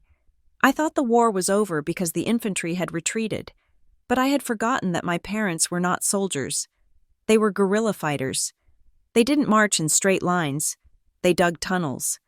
And while I was busy celebrating the small victory of my sister finding a roommate in Deep Ellum, the ground beneath my feet was already being hollowed out. It started with a phone call from Derek. When his name flashed on my screen, my thumb hovered over the block button. I had unblocked Maris, but Derek was still in the digital penalty box. I assumed this was another wave of abuse, another text calling me a bitch for making our mother cry. But he didn't text. He called, and he kept calling. 3 times in a row. I answered on the 4th ring, my voice sharp and ready to cut. "What do you want?"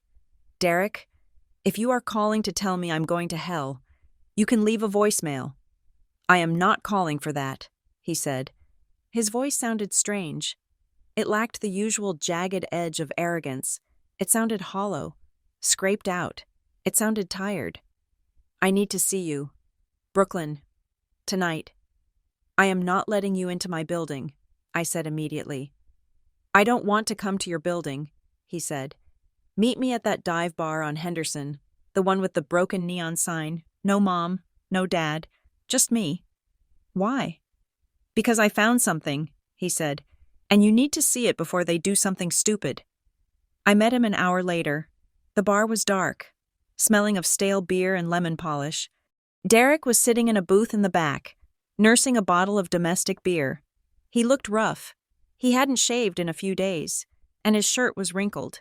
He looked like a man who had been sleeping on a couch, which, as it turned out, was exactly what he was doing.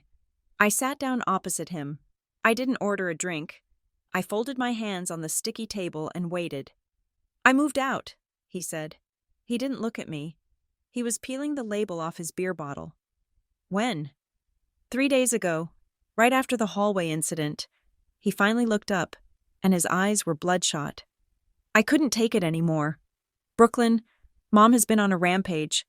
She is screaming at Dad, screaming at the walls. She started blaming me for not forcing the door open. She said I wasn't a real man because I couldn't handle my little sister." "I am sorry," I said, and I meant it. I knew exactly what that rage felt like. "I got a place with a buddy from the gym," Derek continued. "It is a dump. My share of the rent is $800, plus utilities. I went grocery shopping yesterday. Do you know how much cheese costs? I spent $150 and I barely got 3 bags of food. Welcome to adulthood." "Derek," I said dryly. "Yeah, well," he laughed, a bitter, barking sound. "It sucks, but I get it now. I get why you were so mad. I worked a 60-hour week at the warehouse, got my paycheck, paid my bills, and had $40 left over. If someone came and told me I had to give that $40 to Maris because family helps family, I think I would punch them." He took a long pull of his beer. "I am sorry I called you names. Brooklyn, you were right to build the wall. If I had a wall, I would build it 10 feet high. Thank you, I said. It was the first time in my life my brother had apologized to me without a caveat. But that is not why I called, he said. The mood at the table shifted instantly. The air grew heavy. Derek reached into his jacket pocket and pulled out a folded envelope. He didn't hand it to me immediately. He held it under his hand, trapping it against the table. You know Mom and Dad are broke, right? He asked. I know they are not great with money, I said. But they have the house. Dad has his pension. The pension is gone, Derek said flatly. Dad cashed it out 2 years ago to pay off credit cards. They didn't tell us. And the house? They are 3 months behind on the mortgage. The bank sent a notice of default last week. I found it in the trash. I felt a cold prickle of shock. I knew they were irresponsible, but I didn't know they were drowning. They are going to lose the house? Unless they come up with $45,000 by next month, Derek said. Which they don't have, or they didn't have a plan to get it until you bought the penthouse. My stomach turned over. They wanted to move Maris in so they could rent out her room? No, Derek shook his head. That was part of it, maybe, but that was small potatoes. They weren't looking for rent money, Brooklyn. They were looking for equity. He slid the envelope across the table. I found this in Dad's desk when I was packing my stuff, he said. I don't think they meant for anyone to see it. I opened the envelope. Inside were several sheets of paper, printed from a home computer. My hands started to shake as I read the headers. It was a loan application, specifically, a home equity line of credit application. But it wasn't for their house. The property address listed was my address, the penthouse in Uptown, and the applicant's name was Brooklyn Foster. I scanned the document. My social security number was filled in, my date of birth, my previous address, my employer information. It was all there, accurate, detailed. They were going to forge my signature, I whispered. The horror of it was a physical weight in my chest. This wasn't just bad parenting, this was a felony. Read the second page, Derek said. I flipped the page. It was a letter of explanation. Drafted but not yet sent. Addressed to a loan officer at a predatory lending firm. It claimed that Brooklyn Foster wished to authorize a third-party disbursement of funds directly to Howard and Ellen Foster for contractor services and renovation costs. They were going to take out a loan against my home, in my name, and have the money funneled to their account under the guise of paying them for work they never did. They were going to steal my equity, I said. My voice was trembling with a rage so cold it felt like ice water in my veins. They were going to put a lien on my house. They have been trying, Derek said. I heard them talking. They were frustrated because the bank needed a wet signature and a notary. Mom was talking about how she could practice your signature. She said she used to sign your permission slips for school, so it shouldn't be hard. I looked up at him. Why are you telling me this? If they get the money, they keep the house, you would inherit it one day. Because it is jail time. Brooklyn, Derek hissed, leaning across the table. I looked it up. Identity theft, wire fraud, bank fraud. If they do this, and you catch them, they go to prison. I don't want my parents in prison. I want you to stop them before they actually submit the final paperwork. Stop them? I laughed, but it sounded like a sob. I am going to destroy them. There is more, Derek said. He looked terrified now. I checked the browser history on the family computer. They didn't just look at this loan. They applied for 3 credit cards in your name last week. Instant approval ones. I didn't wait. I pulled my laptop out of my bag right there in the dive bar. I tethered it to my phone's hotspot. My fingers flew across the keyboard as I logged into the credit monitoring service I hadn't checked since the closing. I pulled up my report. Alert. New hard inquiry. July 14th, Capital One. Alert. New hard inquiry. July 15th. Discover. Alert. New hard inquiry. July 16th. Prosper peer-to-peer lending. The dates matched the week I moved in. The week they were smiling at me, congratulating me, and packing boxes to invade my home. while I was buying champagne to celebrate my achievement. They were online, typing in my social security number, trying to siphon off my creditworthiness like gasoline from a parked car. Did they get the cards? I asked. I was typing furiously now, navigating to the fraud alert section. I think so, Derek said. I saw an envelope from Discover in the mail pile yesterday. Mom hid it in her purse as soon as I walked in. I froze my credit files instantly. I locked down Equifax, Experian, and TransUnion with a PIN code that was 20 characters long. I flagged the inquiries as fraudulent. I set up a fraud alert that required a phone call to my personal cell for any new credit application. Then I closed the laptop. I felt sick, nauseous. How could they justify this? I asked Derek. In their heads, how do they make this okay? Stealing from their own daughter? Derek looked down at his beer. I asked Mom about the money once, a few years ago. When she took some cash from my savings jar, she told me that we are a family ecosystem. She said that because they gave us life, everything we achieve belongs to the collective. She truly believes that because she raised you. She owns a percentage of your success. He looked up at me, and his eyes were hauntingly serious. They think that because you are their child, you owe them, he said. And since you weren't giving the money voluntarily, they felt they had the moral right to take it. They don't see it as stealing. Brooklyn, they see it as collecting a dividend. A dividend. I was a stock they had invested in, and now they were cashing out. They are going to go to jail, I said. If I report this, they go to jail. Please don't call the police yet, Derek begged. Just scare them, threaten them, make them stop. If you arrest them, it destroys everything. Maris will fall apart.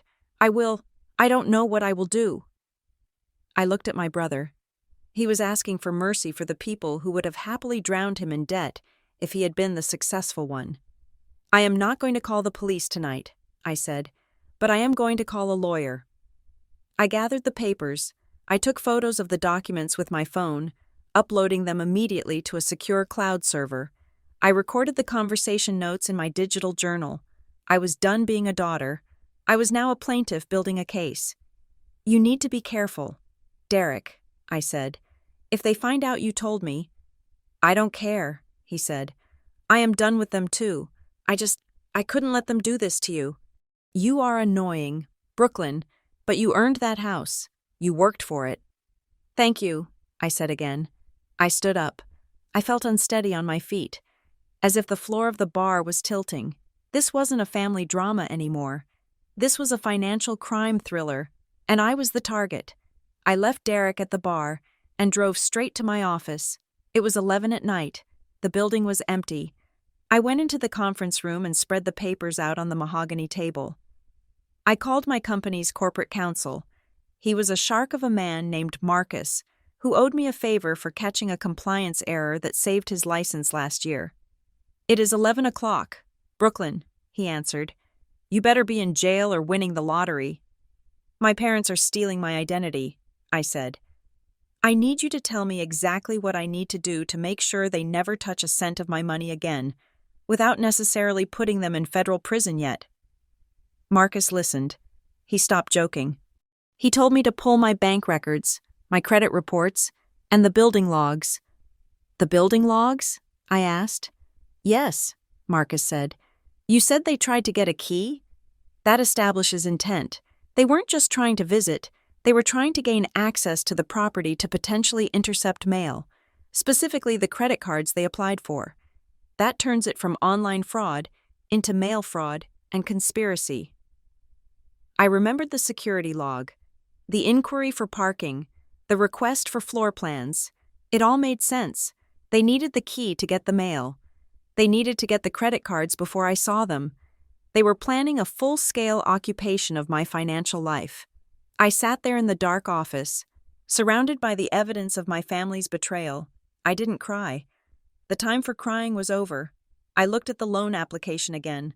I looked at the sloppy attempt to mimic my signature, a signature they had taught me to write. Okay, I said to the empty room. You want a return on your investment? Here comes the audit. I spent the rest of the night drafting a document. It wasn't a letter. It was a contract, a legal, binding, notarized agreement that I would present to them. It was the only way to end this without handcuffs. I was going to invite them to dinner, and I was going to serve them a lawsuit for dessert. The invitation arrived via a voicemail from my father. His voice dipped in a honeyed warmth that I hadn't heard since I was a child. There was no mention of the wall. There was no mention of the screaming match in the hallway, or the flying monkeys, or the attempted break-in at my building. It was just a cheerful, almost eerie request for dinner at a steakhouse downtown. Just to catch up. I knew exactly what it was. It was the reset button. It was the classic abuser's tactic. Pretend the abuse never happened. Act like everything is normal. And force the victim to either play along or be the one to ruin the mood by bringing up the past. I accepted, not because I wanted to eat a steak with them, but because I had the documents from Derek in my bag, and a public restaurant was the perfect venue for an arraignment. I arrived at the restaurant at 7 o'clock sharp. They were already seated in a plush leather booth in the back, looking for all the world like a happy, successful couple. My mother was wearing her best pearls, and my father had put on a blazer that was slightly too tight across the shoulders. When they saw me approaching, they stood up. My mother reached out for a hug, her smile wide and terrified. "Brooklyn!" she exclaimed, squeezing me as if she hadn't called me a heartless witch 5 days ago. "You look stunning. That color is perfect on you."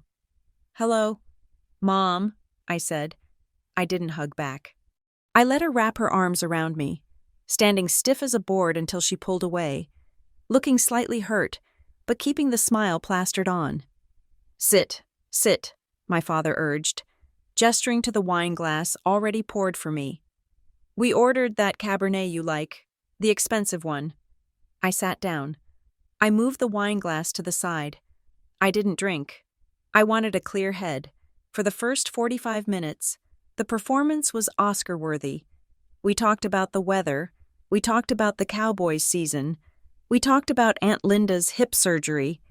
They navigated the conversation with the skill of bomb disposal experts, carefully stepping around any topic that might trigger an explosion.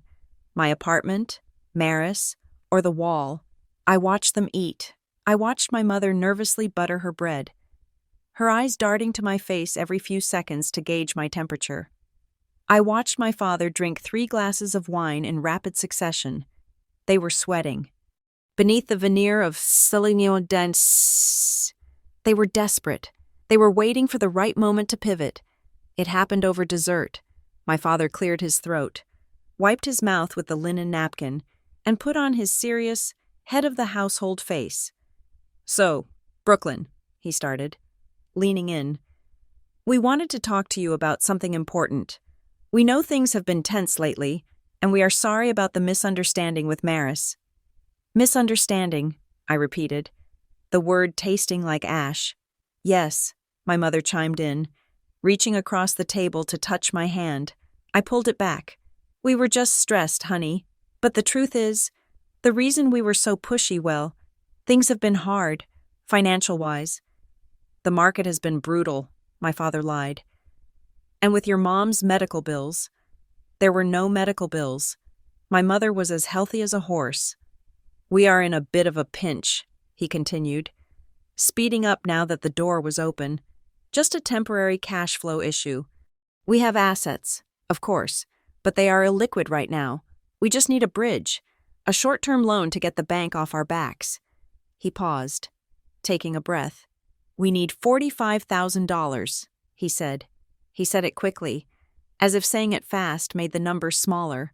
$45,000. The exact amount Derek had told me they needed to stop the foreclosure. "We would pay you back," my mother added quickly, "with interest. As soon as Dad's investments mature in 6 months, we just need you to write a check, or maybe a wire transfer. It would be so simple for you. Brooklyn, you are doing so well." They looked at me with wide, hopeful eyes. They looked at me like I was an ATM that had finally accepted their PIN code. They had moved past the aggression of the move-in and were now trying the pity and partnership angle. I looked at my father. I looked at my mother. I didn't blink. No, I said. The smile on my mother's face twitched. What? No, I repeated. I will not be lending you $45,000. Lending, Brooklyn, my father emphasized, his voice losing a bit of its warmth.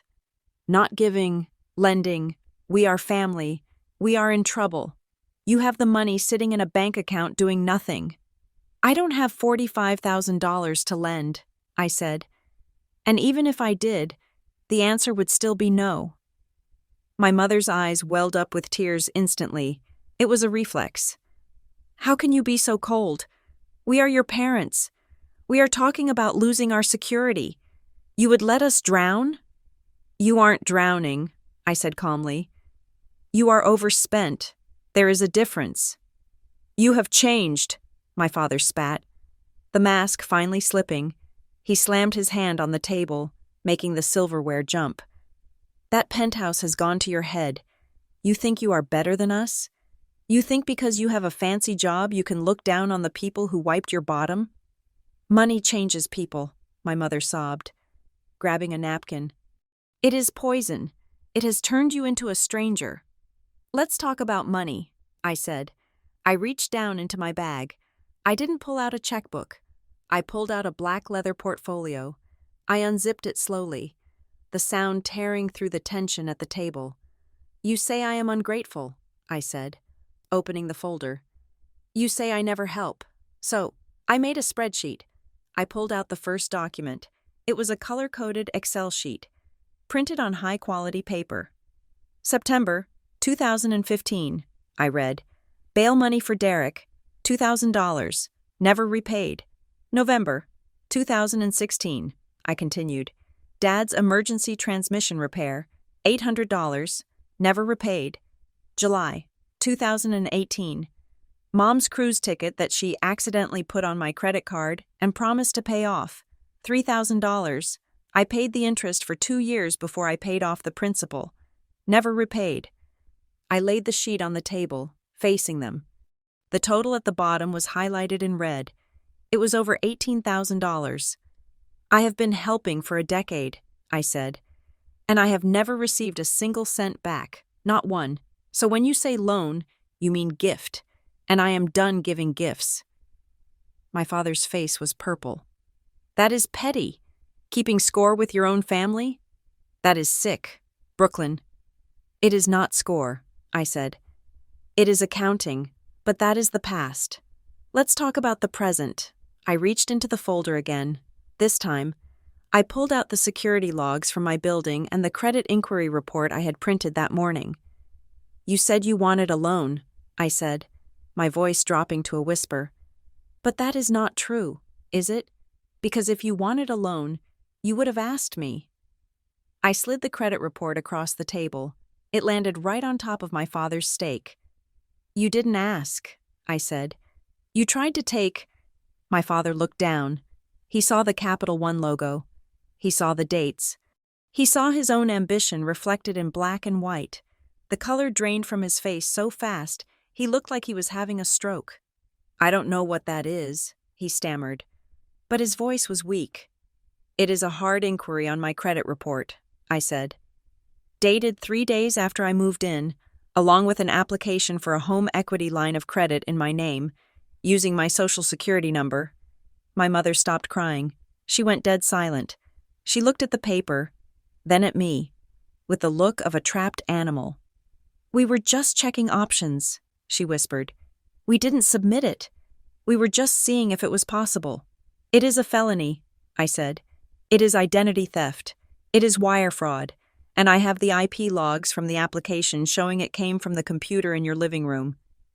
The silence at the table was absolute. The waiters bustling around us seemed to be in a different dimension.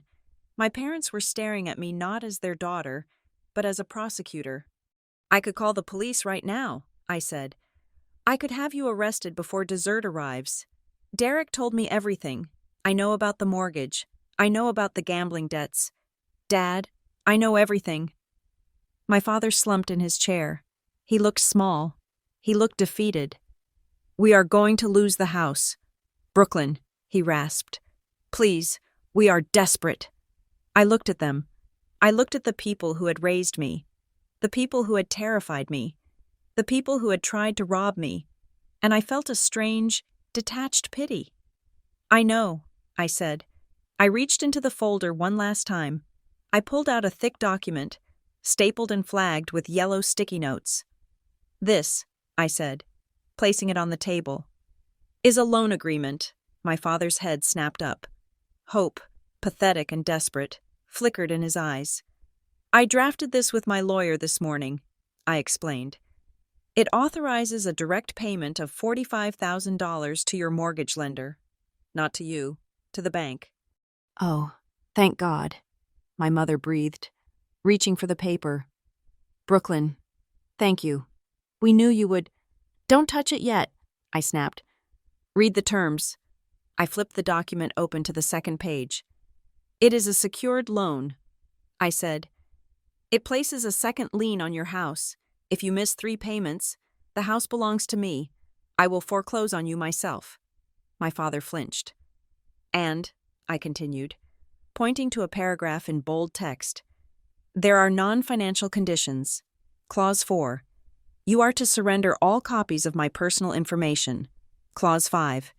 You are forbidden from entering my property or contacting my building management ever again. Clause 6.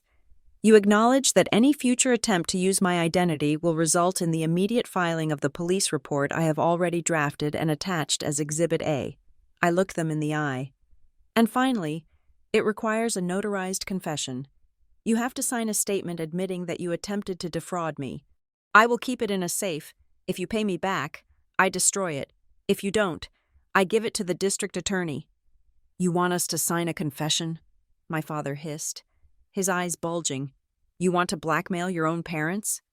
It is not blackmail, I said. It is collateral. You wanted to use my credit?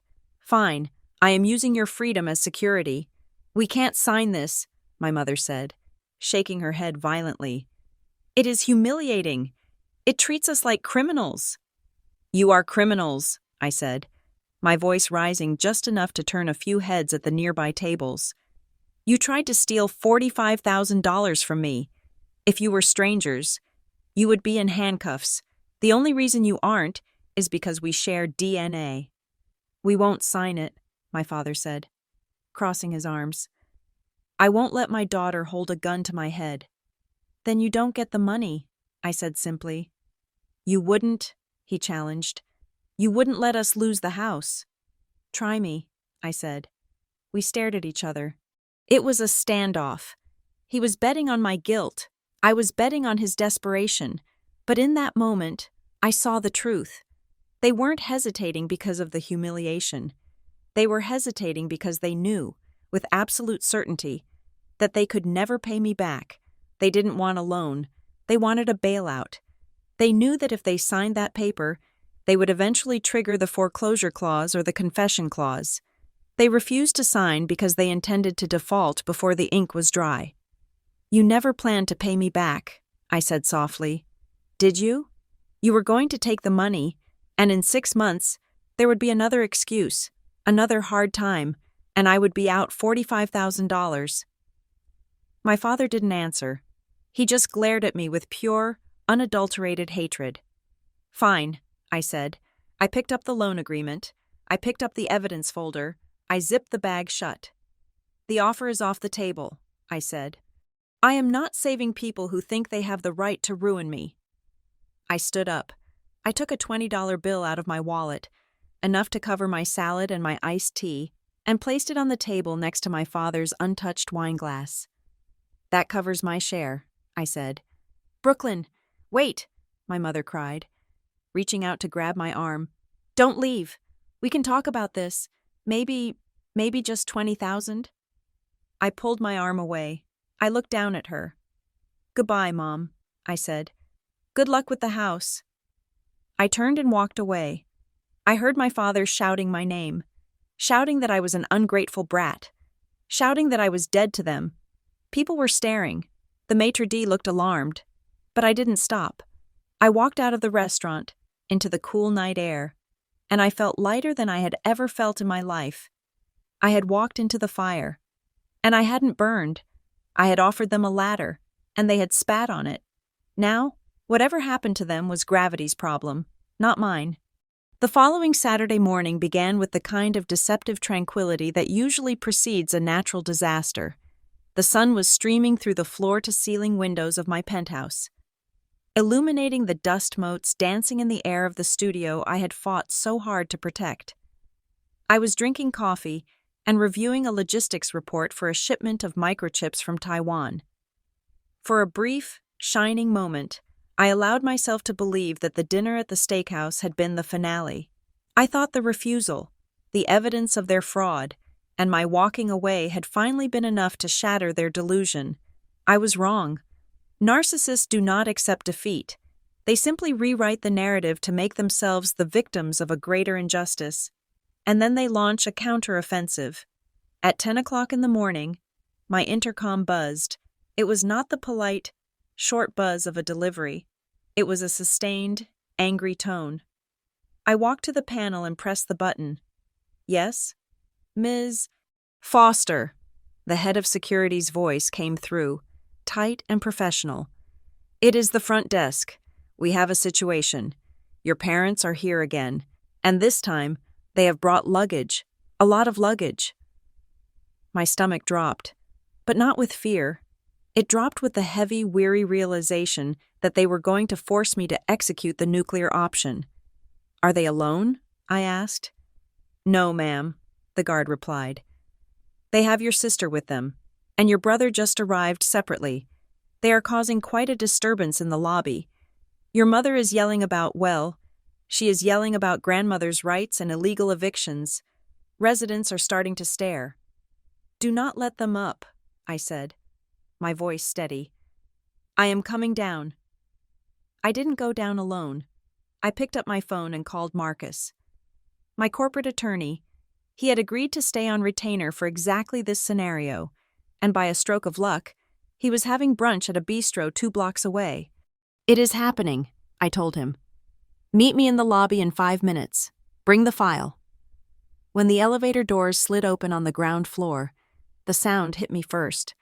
My mother's voice was echoing off the marble walls, shrill and hysterical.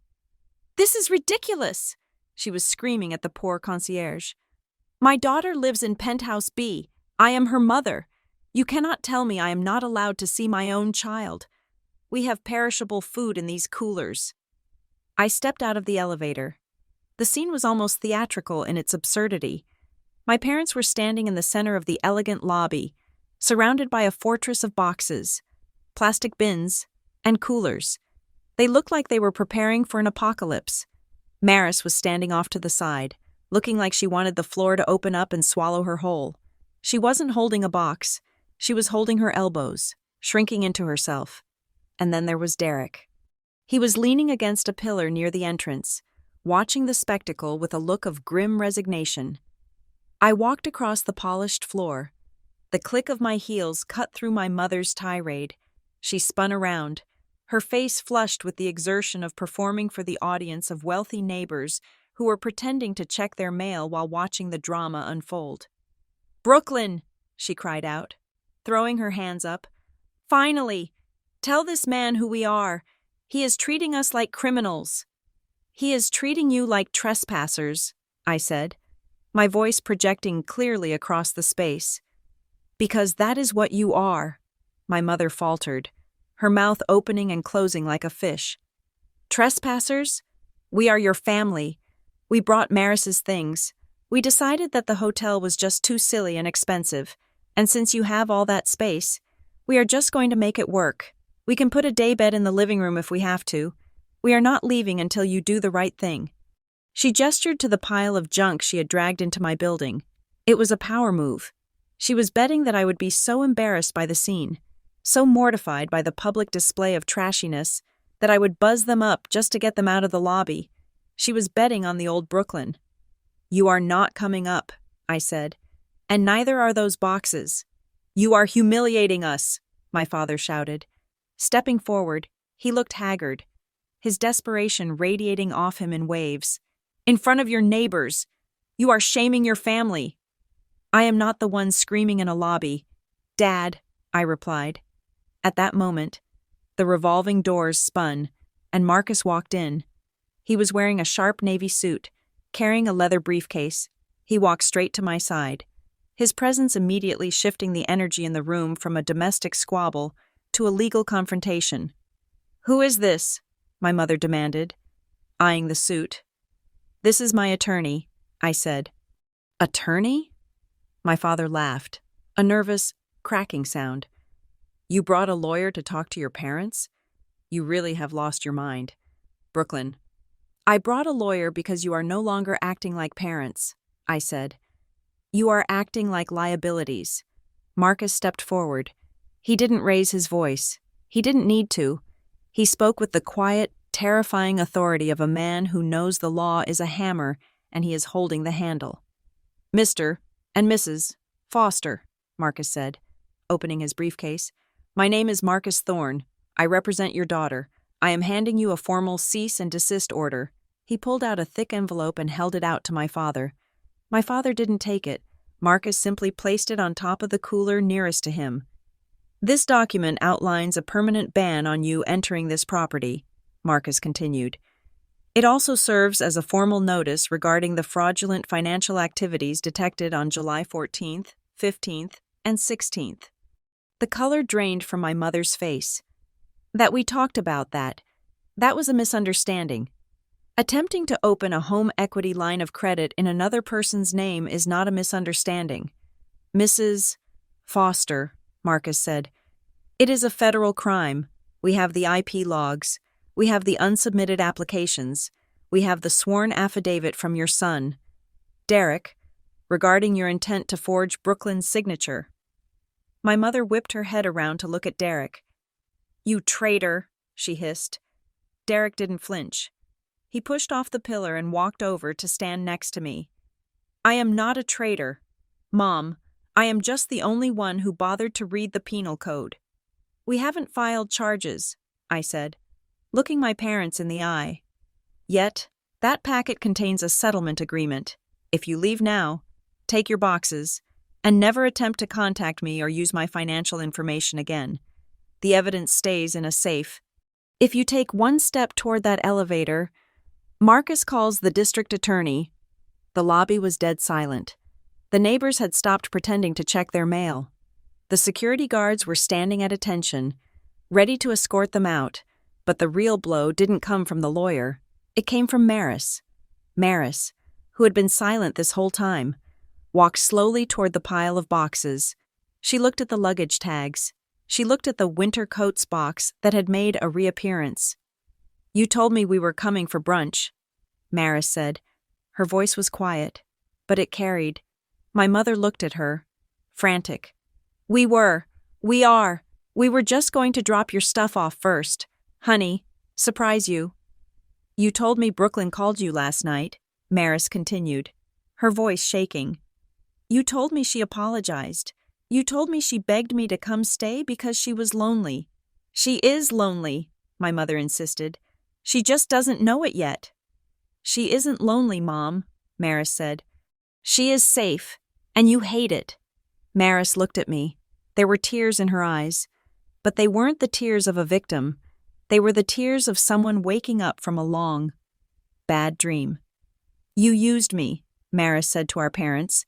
"You dragged me here, made me quit the job search today, made me cancel my appointment to see the room in Deep Ellum, just so you could use me as a human shield to get past security."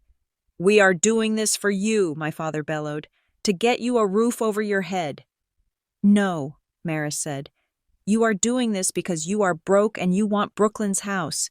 You want to live here. You don't care where I sleep. If you cared, you wouldn't have gambled away the college fund." The revelation hung in the air. I looked at my father. The gambling. I had suspected it, but hearing Maris say it out loud confirmed the final piece of the puzzle. "Maris, get in the car," my father ordered, his voice low and dangerous. "No," Maris said. She stepped away from them, moving until she was standing on the other side of the invisible line, next to Derek and me. "I am not going with you. I am taking an Uber to Deep Ellum. I am signing that lease. And I am paying for it with the money I made selling the jewelry you gave me." "You stole my jewelry?" my mother shrieked. "It was a gift," Maris said cold. "Like Brooklyn's money was a gift, remember? Once you give it, it doesn't belong to you anymore." My mother looked at the three of us, her 3 children, standing shoulder to shoulder, not out of love, but out of a shared need to survive her. She looked at the security guards. She looked at the lawyer holding the evidence of her crimes. She realized, finally, that the wall I had built wasn't just made of drywall. It was made of us. "Fine," she spat. "Fine. You want to be orphans? Be orphans. See how far you get without a family." "We will get pretty far," Derek said. "Considering we have been raising ourselves for 20 years. Get your things out of my lobby," I said. Now, it took them 10 minutes. Under the watchful eye of the security team, my parents had to humiliatingly drag the boxes, the coolers, and the suitcases back through the revolving doors. My father struggled with the heavy bin of essentials. My mother dropped a bag of shoes, scattering them across the floor, and had to crawl to pick them up while the neighbors watched. They didn't look back. They loaded the car in a chaotic frenzy and sped away, tires screeching, leaving behind nothing but the exhaust fumes of their entitlement. When they were gone, the lobby felt 10 times larger. I turned to Maris. She was shaking. "Do you need a ride to Deep Ellum?" I asked. "No," she said, wiping her face. "I need to do this myself. I need to take the Uber. I need to walk in there alone." "Okay," I said. "I am proud of you." "Yeah," Derek said, bumping her shoulder. "You did good, kid. Scary, but good." Maris smiled. A weak, watery thing. But it was real. "I will text you when I get the keys." She walked out. Derek stayed for a second longer. "I guess I will go back to my cheeseless apartment," he joked. "Do you need?" I started to ask, reaching for my purse. "No," Derek stopped me. "I don't need money, but maybe come by for a beer sometime. It is a dive, but the neon sign is cool." "I would like that," I said. He left. Marcus, the lawyer, shook my hand. "I will file the hard copies in the vault. I don't think you will be hearing from them again. The threat of prison is a powerful motivator." "Thank you, Marcus," I said. I took the elevator back up to the penthouse alone. When I walked inside, the silence was different. It wasn't the silence of defense anymore. It was the silence of victory. I walked down the hallway, past the art, past the kitchen, and stood in front of the wall, the white, smooth, handleless wall. For weeks, I had looked at it as a barrier, a dam holding back the flood. But now, as I ran my hand over the cool paint, I realized it was something else. It wasn't just a wall. It was a mirror. It reflected the person I had become, a person who learned that no is a complete sentence, a person who realized that you cannot save people who are addicted to their own drowning. I walked into my master bedroom, through the closet, and pressed the hidden latch. The panel slid open with a soft hiss. I stepped into my studio, the second bedroom, that never was. It was quiet. It was dark. It was mine. I sat down in my chair and swiveled to face the window. The Dallas skyline was spread out before me, a grid of lights and possibilities. My parents were out there somewhere, probably arguing in their car, driving back to a house they would soon have to sell. They would face the consequences of their financial negligence. They would have to downsize. They would have to live small. And I would not fix it. I took a deep breath, filling my lungs with the filtered, expensive air of my sanctuary. I had renovated the apartment. Yes, but more importantly, I had renovated the power dynamic. I didn't take revenge by screaming. I didn't take revenge by hurting them. I took revenge by removing myself as the solution to their chaos. I gave them the one thing they feared most, the consequences of their own actions.